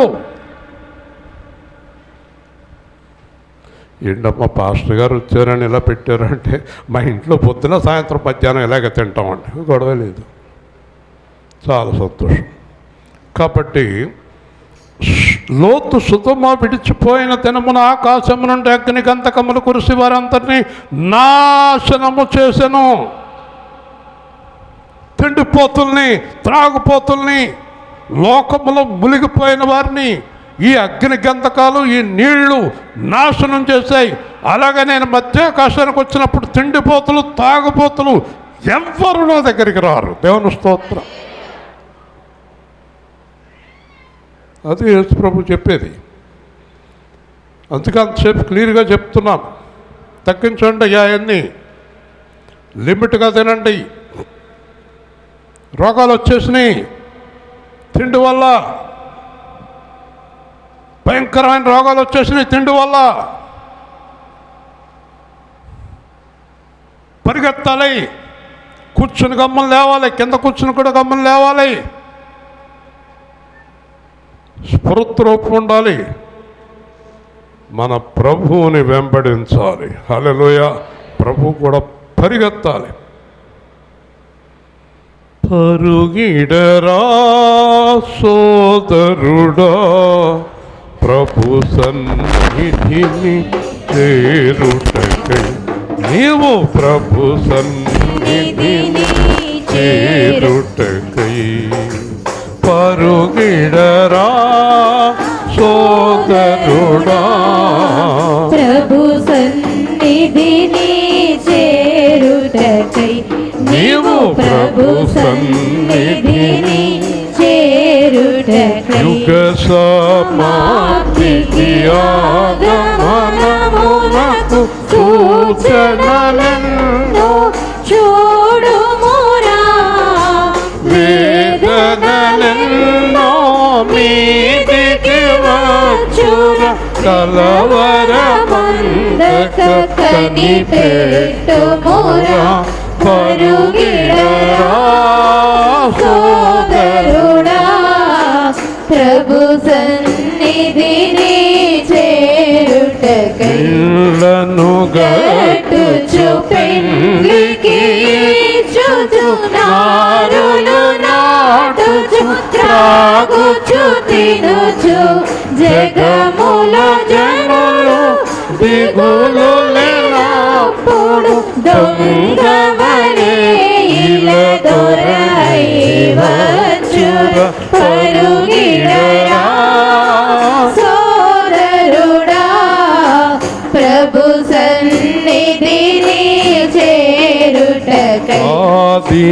ఆదినమైనను ఆగడి అయినను పరమున దూతలు, ధరణిలో మనుజులు ఎవరును గాని ఎరుగని ఎరుగరు. మెలకువతో యేసు పిలుపును వినుచు, పరుగిడరా సోదరుడా, ప్రభు సన్నిధిని చేరుటకై. నీవు ప్రభు సన్నిధిని చేరుటకై. ఎటు చూచిన నీ కటు కనిపించును, కొండల బండల నుండినను, కొదమ సింహమై కోపాగ్నియై ఎదురుగా వచ్చిన కదలగలేవురా. ఎదురుగా వచ్చిన కదలగలేవురా. పరుగిడరా సోదరుడా, ప్రభు సన్నిధిని చేరుటకై. పడుటకాయత్తమనీవు తరుణము ఇదియే, తడవు చేయకురా. రక్షణలో నిరీక్షణ కలిగి రక్షకుడేసుని రాజ్యము చేరా. దేవుని స్తోత్రం. నాగేశ్వరరావు గారు అన్నారు నాతోటి ఒకసారి, ఇద్దరం కూర్చున్నాం, ముత్తిగారి కాఫీ తెప్పించండి ఇంటికాడ తాగలేదు అన్నాడు. సరే మంచి కాఫీ పట్టురావా అన్నాను హోటల్లో. తాగాక ఆయన చెప్తున్నాడు, మీ వయసు ఎంత అన్నాడు. 35. నా వయసు ఎంత అని అడిగాడు. తెలియదండి. 85 అన్నాడు. చెప్పాయా నువ్వు బాగున్నా నేను బాగున్నాను, మీరే బాగున్నారండి. ఎందుకో తెలుసా, ఆయన అన్న మాటలకి నా మనసులో బాధ కలిగింది. చిన్నప్పుడు తినటానికి లేదు నాకు, చాలా లేనోళ్ళు, ఒక పూట గడవటమే కష్టం. హీరో అయ్యాను, తినొద్దన్నారు. హీరో అయ్యాను, సన్నంగా కనబడాలి, తినొద్దన్నారు. సరే ఇప్పుడు ఏదో పెద్ద పెద్ద పాత్రలు వేస్తున్నాను. ఇప్పుడేమో క్యాన్సర్, బ్లడ్ క్యాన్సర్, డాక్టర్లు తినొద్దన్నారు. మొత్తం నా జీవితంలో తినలేదయ్యా అన్నాడు. ఏమంటే ఒక సినిమా యాక్టరు అంత జాగ్రత్తగా ఉంటే యేసుక్రీస్తు పిల్లలు ఎంత జాగ్రత్తగా ఉండాలి. హల్లెలూయా. చూసారా, చాలా జాగ్రత్తగా ఉండాలి మనం ప్రతి విషయంలోనూ కూడా. మన ఇష్టం వచ్చినట్టు మనకి ఉన్న ఎదురుగుండా ఉన్నాయి కదా అని అన్ని పదార్థాలు తినకూడదు. అలాగే తిండి వల్ల ప్రార్థన పోతుంది, మత్తులైపోతాం. తిండి వల్ల మత్తు వచ్చేస్తుంది, ప్రార్థన చేయలేం, యాక్టివ్గా ఉండలేం, చాలా పనులు చేయలేం. అందుకే దేవుడు 2 సార్లు నాశనం అయిపోయారు వీళ్ళు అన్నాడు. అందరూ చెప్పండి, నాశనం అయిపోయారు వీళ్ళు అన్నారు. ఎవరో తెలిసేళ్ళు? దేవుణ్ణి కాదు, తిండిని, వేషాన్ని, లోకాన్ని ప్రేమించిన వారు. హల్లెలూయా. ఏమైపోయారు వీళ్ళు? నాశనం అయిపోయారు. కాబట్టి తర్వాత ఆ ప్రకారమే మనుష్య కుమారుడు ప్రత్యక్షపకు దినమున జరుగును. మిద్దె మీద ఉండేవాడు సామాగ్రి తీసుకొని పోవటకు దిగకూడదు, పొలంలో ఉండేవాడు తిరిగి రాకూడదు. అయ్యో, కష్టపడి ఇల్లు కట్టుకున్నాను, కష్టపడి పొలం కొనుక్కున్నాను, కష్టపడి కారు కొనుక్కున్నాను. 2001 జనవరి 26 బావగారు ఆఫీస్ బయలుదేరారు గుజరాత్లో. ఆఫీస్ చాలా పెద్దది, 4 అంతస్తులు. లేట్ అయిపోయింది ఇంటికాడ లేట్ అయిపోయింది అని చిరాకు పడిపోతున్నాడు. 8:30 అయింది, అంతే భూకంపం. ఎక్కడికక్కడ అంతా ఊగిపోతుంది. భయంకరమైన భూకంపం. ఒక్క 8 నిమిషాల్లో 2,75,000 మంది భూమిలోకి వెళ్ళిపోయారు. గట్టిగా చెప్పాలి. ఈయన ఆఫీసు లోపలికి వెళ్ళిపోయింది, సెక్రటరీ స్టేను అందరూ దాంట్లోకి వెళ్ళిపోయారు. ఈయన వెళ్ళిపోవాలి. ఈ రోజును ప్రకటిస్తున్నాను, బైబిల్ పట్టుకొని యేసు ప్రభు దేవుడు అంటాడు మా బావ. దేవుని స్తోత్రం. అందుకే బతికించాడు అతను. ప్రార్థన వృధా కాదు, అందరూ ప్రార్థన చేస్తున్నారు. యేసు ప్రభు బతికించాడు అతను. ఒక్క అరగంట ముందెళ్తే భూమిలోకి వెళ్ళిపోవాలి అతను. వింటున్నారా? మీరు ఎందుకు అంత జీవితాన్ని ఎందుకు అలా నిర్లక్ష్యం చేస్తున్నారని యేసు ప్రభు చెప్తూ ఏమంటున్నాడు తెలుసా? జాగ్రత్తగా వినండి. మనుష్య కుమారుడు ప్రత్యక్షమగు దినమున జరుగును. లోతు భార్యను జ్ఞాపకం చేసుకోండి. మీరు వాక్యాలు యేసువాక్యంలో ఏడాకోళంగా వినొద్దు, తప్పదనట్టు వినొద్దు. ఖచ్చితంగా పాటించేవారు రావాలి సంఘానికి. కాబట్టి లోతుట అన్నాడు దేవదూత, ఉదయం 4 గంటలకి దేవుడు అగ్నిగంధకాలు కురిపించేస్తాడు, మీరు తొందరగా వెళ్ళిపోండి అన్నాడు. లోతు కూతుర్ని, అల్లుడిని, అంటే ఇంకా పెళ్ళి అవ్వలేదు, వాళ్ళిద్దరిని కాకేశాడు, భార్యని కాకేశాడు. మనం 3 వెళ్ళిపోవాలి అంటే అల్లుళ్ళు ఈ తింగర మాంగారు దొరికాడు. ఏం మాంగారు తింగర మాంగారు దొరికాడు. కాబట్టి ఈ తింగర మాంగారుతోటి మనం వెళ్తే అయినట్టే, ఇంకా పెళ్ళి అవ్వలేదు నయమే అని పోయారు బయటికి. సరే, కూతుళ్ళు పెళ్ళం మిగిలారు. ఎంతమంది ఉన్నారు ఎస్తేర్ గారు? 4. ఓకే, హాయ్ కూర్చో, కాడు కింద కట్టు. కాబట్టి కాడు కింద కట్టు. కాబట్టి అందరూ అమ్మాయికి చూస్తారు. ఎందుకు?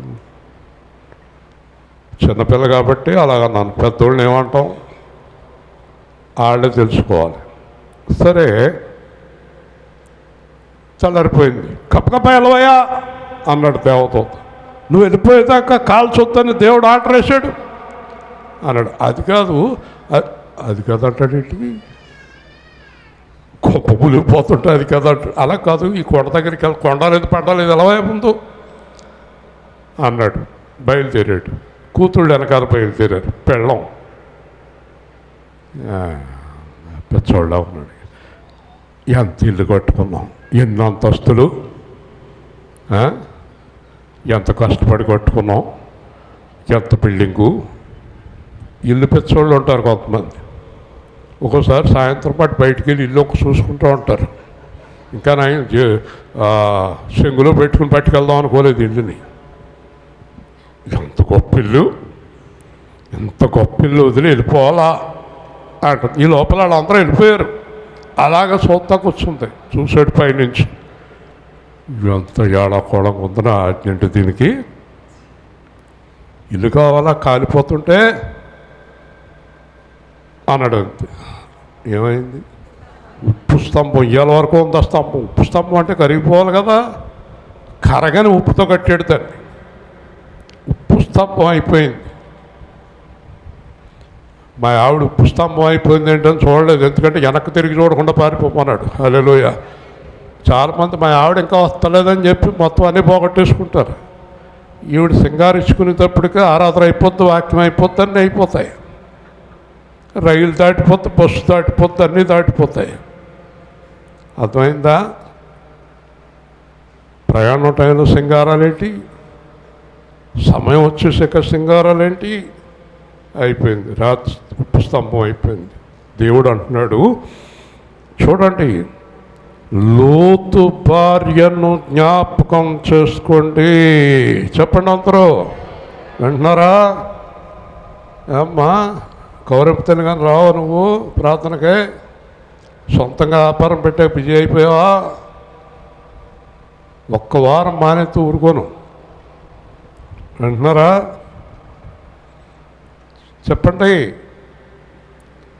యేసు ప్రభు అంటున్నాడు, ఎవరిని జ్ఞాపకం చేసుకోమంటున్నాడు? లోతు భార్యని. అంటే లోతు భార్యని ఎందుకు జ్ఞాపకం చేసుకోవాలి? ఏం ప్రేమించింది ఆవిడ? చెప్పా, ఇల్లును ప్రేమించింది. హల్లెలూయా. మీ ఆడవాళ్ళు అందరూ ఇల్లును ప్రేమిస్తారా? కట్టుకున్నాం అంటాను. అవునా? మీరు ఈ లోకములో ఉండే వాటిని, లోకమును ప్రేమించవద్దు. ఇప్పుడు అర్థమైందా? సొంత ఇల్లు లేని వాళ్ళు చేయొద్దండి.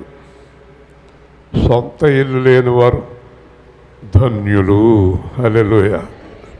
ఎంత ధన్యులో మీరు. మాకు ఇల్లు కావాలి, మాకు ఇల్లు కావాలి, మాకు ఇల్లు కావాలని అడగండి దేవుణ్ణి.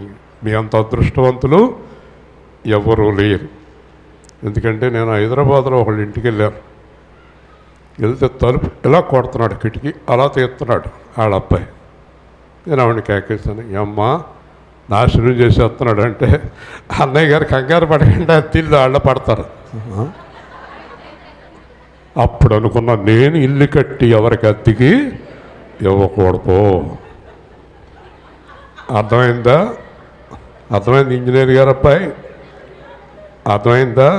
మీ ఇల్లు అతికిస్తే ఎంత వస్తుంది? నెలకే 10,000 ఇస్తారు. బాగుంటుంది కదా? ఇస్తారా? ఇస్తారా ఎవరా? మీరు అద్దెకి కాదు, 10,000 ఇస్తారా? నెలకు 10,000. సంవత్సరానికి ఎంత అయింది? 1,20,000. 4 సంవత్సరాలకి ఎంత అయింది? 5 లక్షలు. 4 సంవత్సరాల తర్వాత వాళ్ళు ఖాళీ చేస్తారు. ఆ ఇంటికి పెట్టుబడి 5 లక్షలు అవుతుంది. ఏం మిగిలింది? అద్దెకి ఇచ్చి కంటే ఎవరికైనా ఊరికినిచ్చి మా ఇంటికి అద్దెక్కర్లేదు అనాలి. ఏమండి మా ఇల్లు శుభ్రం చేయండి చాలని ఇవ్వండి, అద్దెకి ఇవ్వకండి. అద్దెకి ఇస్తే పత్రం కొట్టేస్తారు. ఏమైనా స్తోత్రం చెప్పు. ఇప్పుడు యుద్ధిలో ఉన్నవాళ్ళు ఎంతమంది చేతులు ఎత్తారు? పాడు చేసేస్తున్నారా ఇళ్ళు? చూడండి, లోతు భార్యను జ్ఞాపకం చేసుకోండి.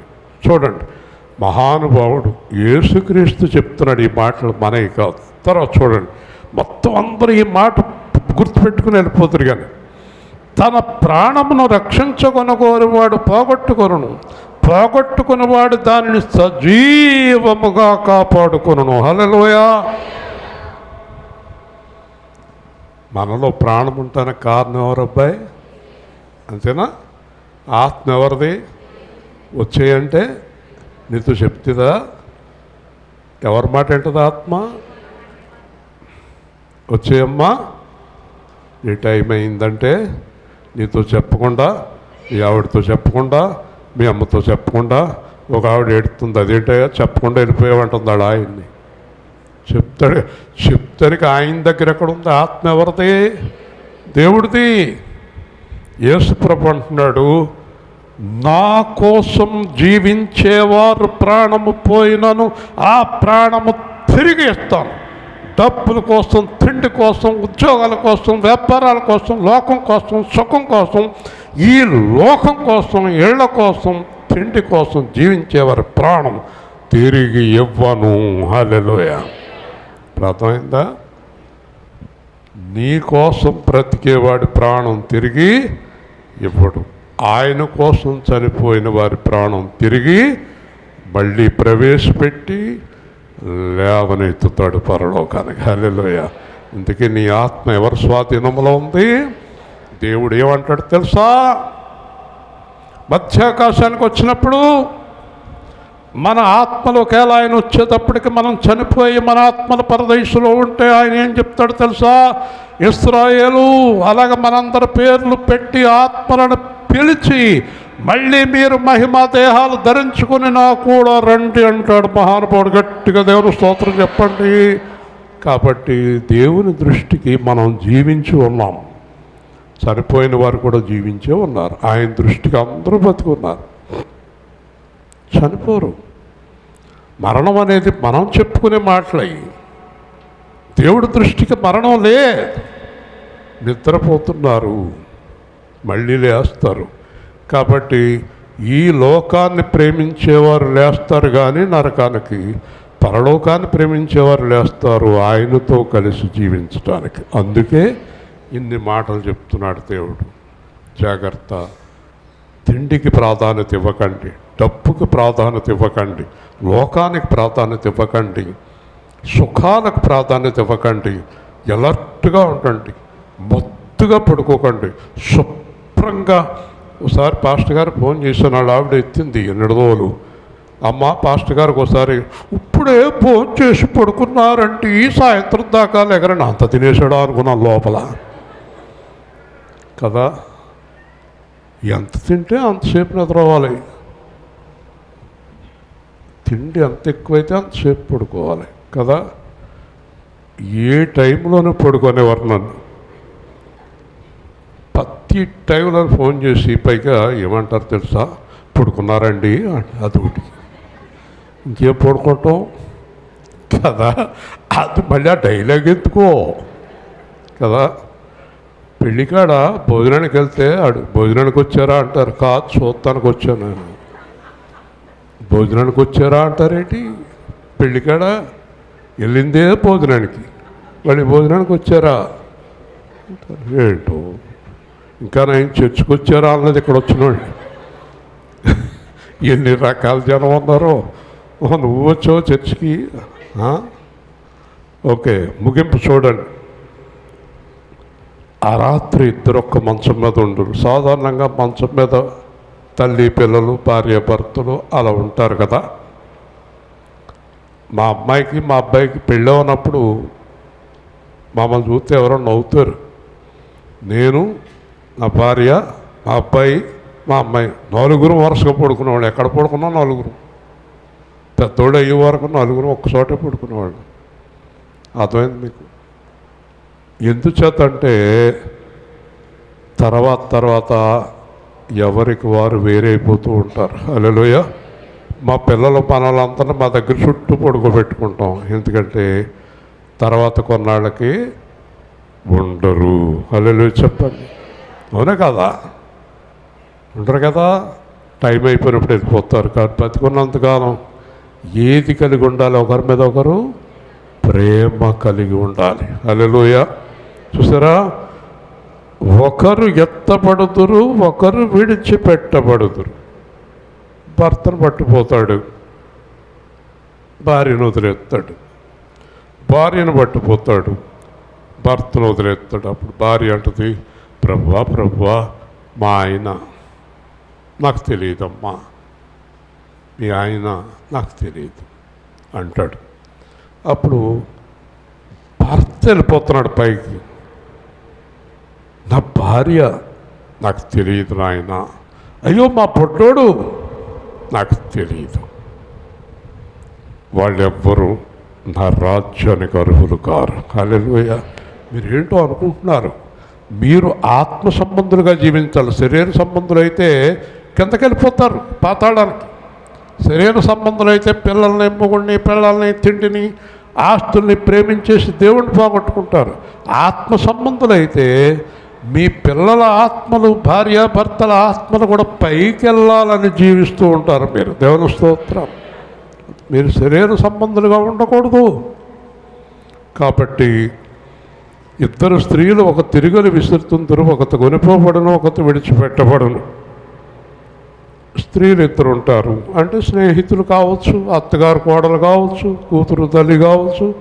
పూర్వం తిరగలు విసిరేవారు, ఇప్పుడేమో మిక్సీ పడుతున్నారు. తేడా ఉంది. ఇప్పుడు మా అమ్మాయి మిక్సీ పెడితే ఈవిడ పిండి తీస్తుంది, ఈవిడ పిండి తీస్తే ఆవిడ మిక్సీ పడుతుంది. అంతే కదా. ఎవరు లేకపోతే ఒక్కవాడే మిక్సీ పట్టుకుని తీస్తుంది అనుకోండి.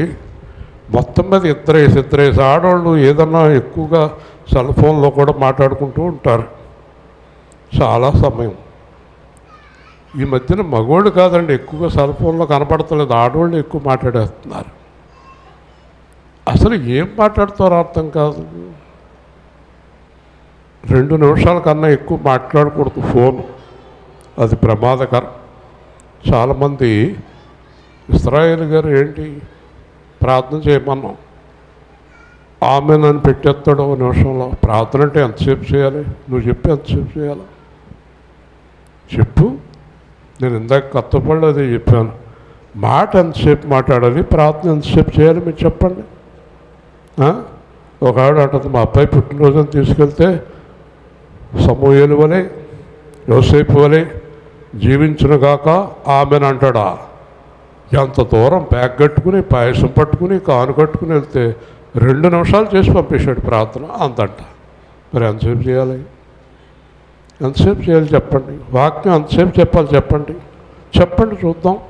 చెప్పు స్వాతి, ఎంతసేపు చేయాలి మీ అబ్బాయికి ప్రార్థన? నువ్వు కూర్చున్నట్టు కూర్చుంటావు, నాకు కుదురుతుందా? నువ్వు ఎంత హాయిగా కూర్చున్నావు. నేను అలా కూర్చుంటే ఎవరైనా ఉంటారు సంఘంలోని? కాదు, మీకున్న రిలాక్సేషన్ నాకెక్కడుంది? కాబట్టి చెప్పండి, ఎంతసేపు చేయాలి, ఎంతసేపు మాట్లాడాలి ఫోన్లో, ఎంతసేపు మాట్లాడాలి ఫోన్లో చెప్పు. చెప్పనా? చెప్పండి. రమాదేవిని అడుగుతాం. లాజరు చనిపోయాడు, యేసుప్రభు వచ్చాడు, ఎంతసేపు చేశాడు ప్రార్థన? 1/2 సెకండ్. చెప్పండి. యేసుప్రభు వ్యభిచార స్త్రీతో కానీ ఇంకొకటితో కానీ ఎంతసేపు మాట్లాడాడు? 2 మాటలు, 1 మాట, 1 మాట. మరి నేనేంటి సోది చెప్పాలా? ఈ సోదిగాళ్ళు అలవాటు చేసేసేళ్ళకే ప్రార్థనలు అయ్యని పనికిమాలిన సోది. వాడు వస్తాడు ప్రార్థన చేస్తాడు, అయ్యా ఏసయ్యా అమ్మగారు ప్రయాణం వెళ్తున్నారు, అమ్మగారు నిద్రపోయినా నువ్వు నిద్రవద్దు, అమ్మగారు ఒకవేళ తలకాయ ఇలాగంటే మీరు వెంటనే ఇలా పట్టుకోండి. ఏంటో 100 రూపాయల కోసం అంత సోది అంటే యేసుప్రభు అంటే ఎవరు అనుకుంటున్నావు? ఏడకోవడం ఉందా నీకు? ఇంకొక ఆవిడ వచ్చింది మా ఇంటికి, ప్రార్థన మొదలెట్టి, ప్రభువా ఎంత కష్టపడుతున్నారు సేవకులు, వారి కిటికీలు ముట్టుకోండి, వారి తలుపులు ముట్టుకోండి, వారి తూము ముట్టుకోండి, వారి స్లాబ్ ముట్టుకోండి, వారి ఫ్యాన్ ముట్టుకోండి. అయిపోయి ఏంట్రా నాయన ఫ్యాన్ ఎందుకు ముట్టుకోవాలమ్మా నన్ను మీ మీద పడకుండా నిద్రపోయేటప్పుడు అంతే ఊరి నేను తగలే ఇది ఒకటి ప్రాంతం. వీళ్ళందరూ ఎక్కడ బయలుదేరారు బాబు. నాకు అప్పటి నుంచి ఫ్యాన్ పడిపోతాను, భయం పట్టుకుంది. ఈ ఫ్యాన్ అదేదో పిన్ని పెడతారు కదా, మొన్న అడిగాను ఫ్యాన్ బిగించినాడు, పిన్ని పెట్టావేంటయా? పెట్టాను.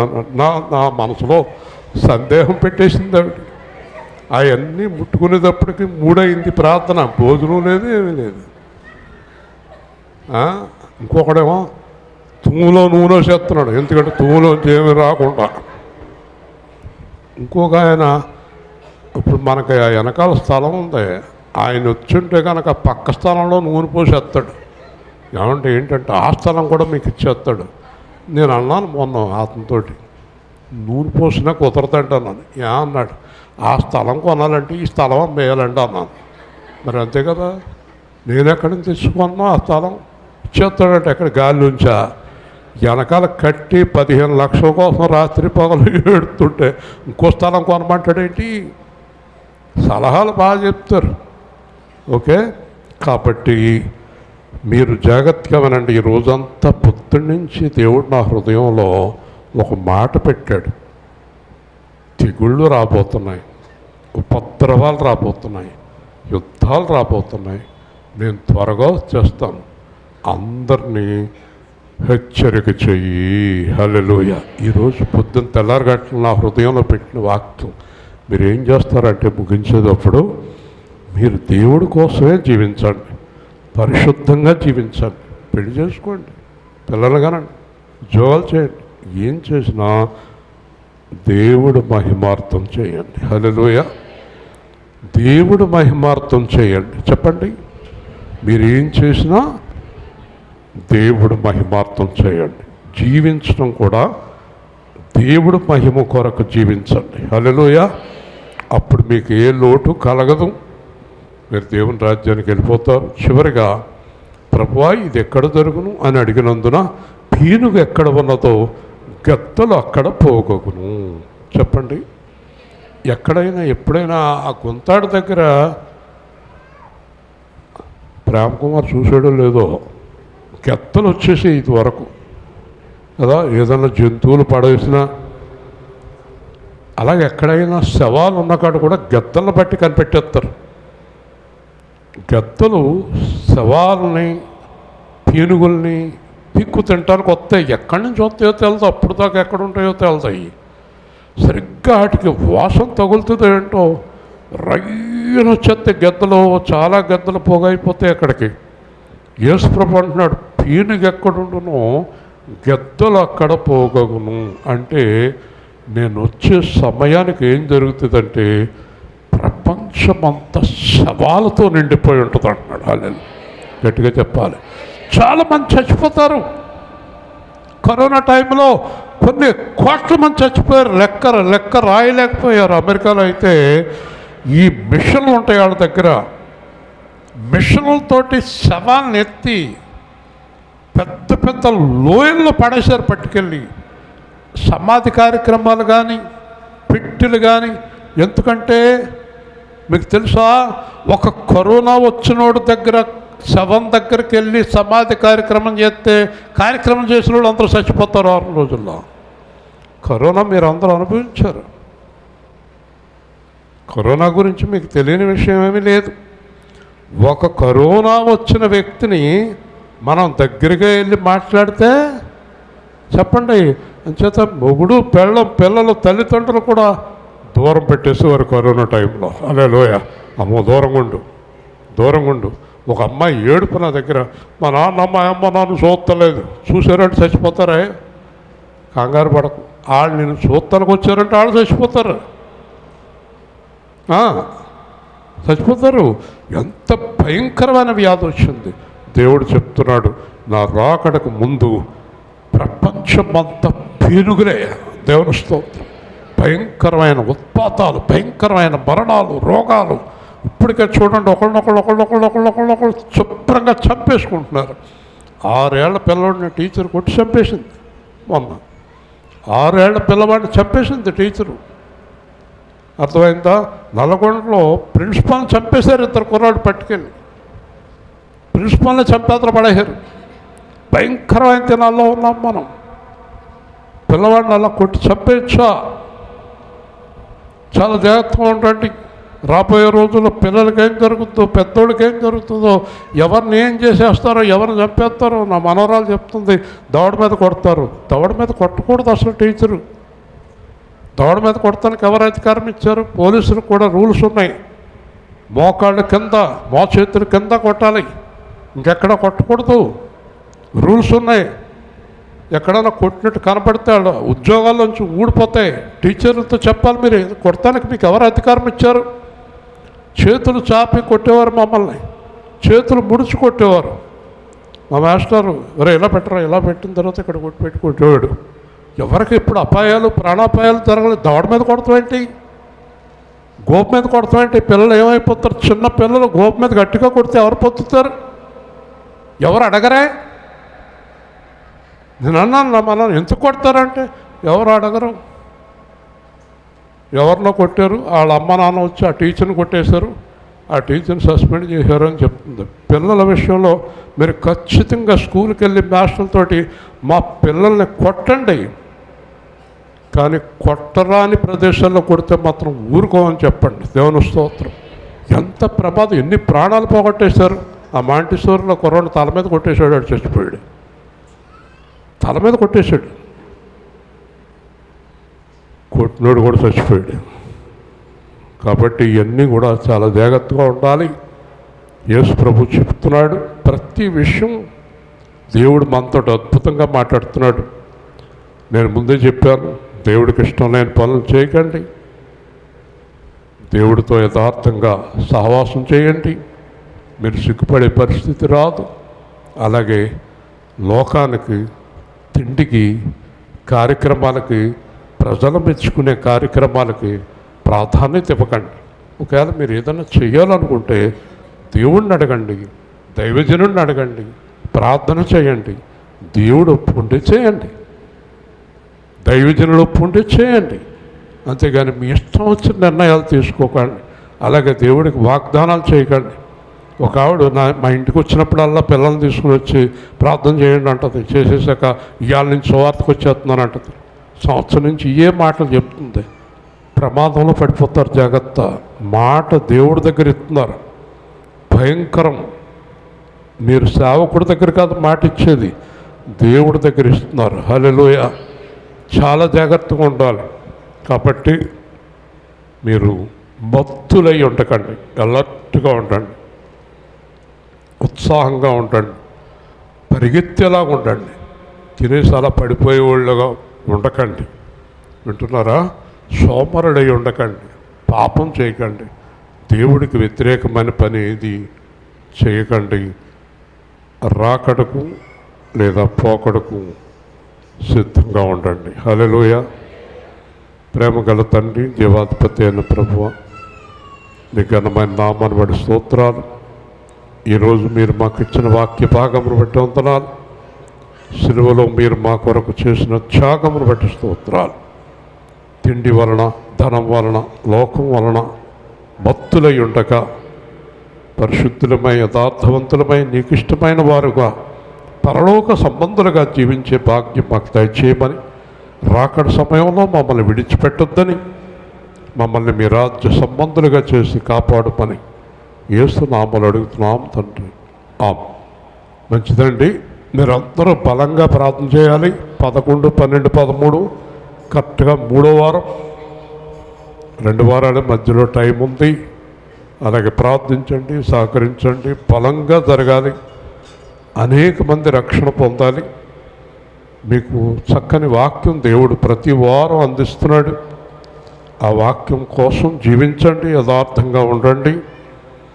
అలాగే ప్రతి విషయంలోనూ కూడా దేవుని చిత్తాన్ని అనుసరించండి. అలాగే వెనకాల నిర్మాణం కోసం ప్రార్థన చేయండి. మీ హృదయాలను దేవుడు ప్రేరేపిస్తే అప్పుడు దాని ప్రకారం ముందుకి వెళ్ళండి. ప్రతిదీ కూడా లెక్క రాసుకుంటాడు దేవుడని మర్చిపోకండి. ఎవరికి ఇచ్చేది వాళ్ళకి, దేవుడికి ఇచ్చేది దేవుడికి ఖచ్చితంగా జమ చేయండి. అది మీకు ఆశీర్వాదకరంగా ఉంటుంది. ఓకే, కానుక సమర్పణ చేసుకుని ప్రార్థన ఆశీర్వాదాలు తొందరగా స్టార్ట్ అనేటప్పటికి స్టార్ట్ అయిపోవాలి.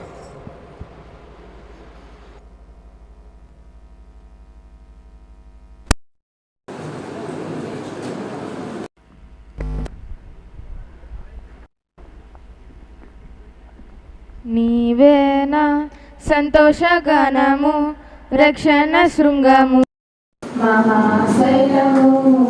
నీవేనా సంతోషగానము, శృంగము, మహాశైలము. బలసూర్యుడా యేసయ్యా నా తోడై ఉన్నత స్థలములపై నడిపించుచున్నావు.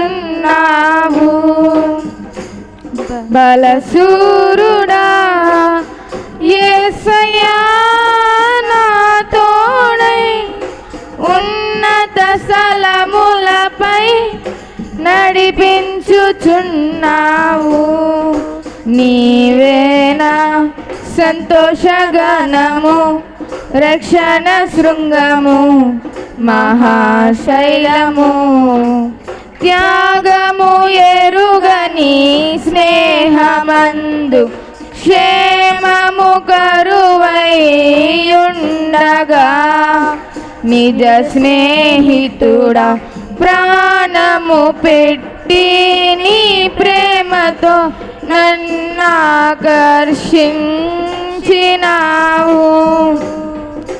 త్యాగము ఎరుగని స్నేహమందు క్షేమము కరువై ఉండగా, నిజ స్నేహితుడా ప్రాణము పెట్టి నీ ప్రేమతో నన్నాకర్షించినావు. నిరంతరం నిలుచును నాపై నీ కనికరం, శోధనలైనా బాధలైనను ఎదురించు నీ ప్రేమతో. నిరంతరం నిలుచును నాపై నీ కనికరం, శోధనలైనా బాధలైనను ఎదురించు నీ ప్రేమతో. నీవేనా సంతోషగానము, రక్షణ శృంగము, మహాశైలము. వేదన కలిగిన దేశమందు వేకువ వెలుగై నిలచినావు. విడువక తోడై అభివృద్ధి పరచి ఐగుప్తులో సింహాసనమిచ్చినావు. వేదన కలిగిన దేశమందు వేకువ వెలుగై నిలచినావు. విడువక తోడై అభివృద్ధి పరచి ఐగుప్తులో సింహాసనమిచ్చినావు. మారదు ఎన్నడు నీవిచ్చిన దర్శనం, అనుదినం అనుక్షణం నీతో నా జీవితం. మారదు ఎన్నడు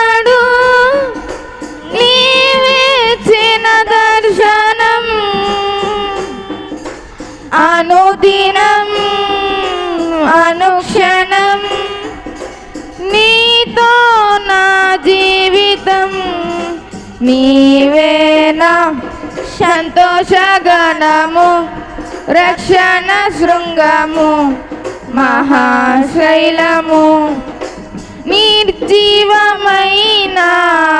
ఈ లోయందు జీవాధిపతి అయి వెలసినావు హీన శరీరం మహిమ శరీరముగా నీ వాక్కుతో జనము మార్చినావు నిర్జనమైన ఈ లోయందు జీవాధిపతి అయి వెలసినావు హీన శరీరం మహిమ శరీరముగా నీ వాక్కుతో మహాసైన్యముగా మార్చినావు. హల్లెలూయా హల్లెలూయా నీవే రాజువు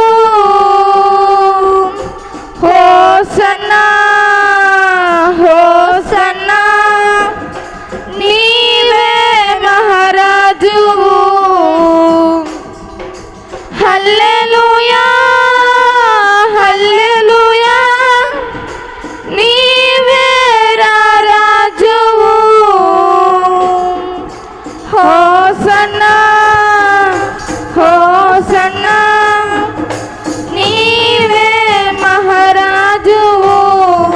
నీవేనా సంతోషగణము రక్షణ శృంగము మహాశైలము నీవేనా సంతోషగణము రక్షణ శృంగము మహాశైలము. బలసూర్యుడా యేసయ్యా నా తోడై ఉన్నత స్థలములపై నడిపించుచున్నావు. బలసూర్యుడా యేసయ్యా నా తోడై ఉన్నత స్థలములపై నడిపించుచున్నావు. నీవేనా సంతోషగణము రక్షణ శృంగము మహాశైలము. హల్లెలూయా. గట్టిగా కొట్టాలి. చాలా బాగా పాడారు. నా హృదయాన్ని కదిలించారు. చెప్పిన వాక్యానికి పాటకి కరెక్ట్గా సరిపోయింది. చాలా బాగా పాడారు. అలా పాడాలి. హృదయంతో యథార్థంగా పాడితే దేవుడు తప్పకుండా కార్యం చేస్తాడు. ప్రవర్తన, వాక్యము, ప్రార్థన, స్తుతులు అన్నీ ప్రవర్తన మీద ఆధారపడి ఉంటాయి. దేవుని స్తోత్రం. కరెక్ట్గా జీవించి ప్రార్థన చేస్తే ఒక్క క్షణంలో సమాధానం ఇస్తాడు. లేకండి మన సంఘం అంతా అలా ఉండాలి. ప్రేమగల తండ్రి, పిల్లలు చక్కగా పాడారు నాయన, స్తోత్రాలు.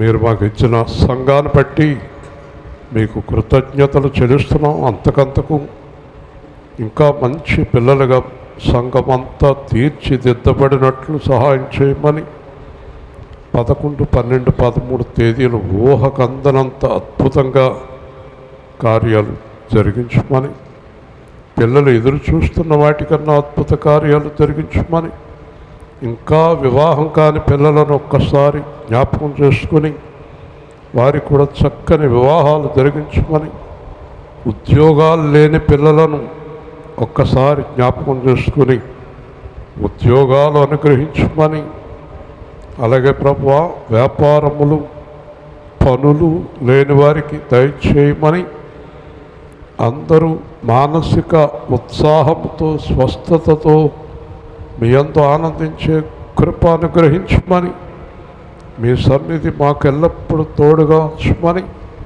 మేము ఈ లోకంలో పడిపోకుండా కాపాడి నిలబెట్టమని, కానుకలు, దశమ భాగములు, యేసు సేవా కేంద్ర నిర్మాణ కానుకలు, సువార్త కానుకలు దీవించి వారు ఇవ్వటానికి తగిన ప్రోత్సాహం వారికి దయచేయమని, మేమందరం చెయ్యి చాపేవారముగా కాక ఇచ్చేవారముగా ఉండే కృప అనుగ్రహించమని, దీవించమని, వారి ప్రయాణాల్లో తోడయుండమని యేసు నామములు అడిగి వేడుకుంటున్నాము తండ్రి.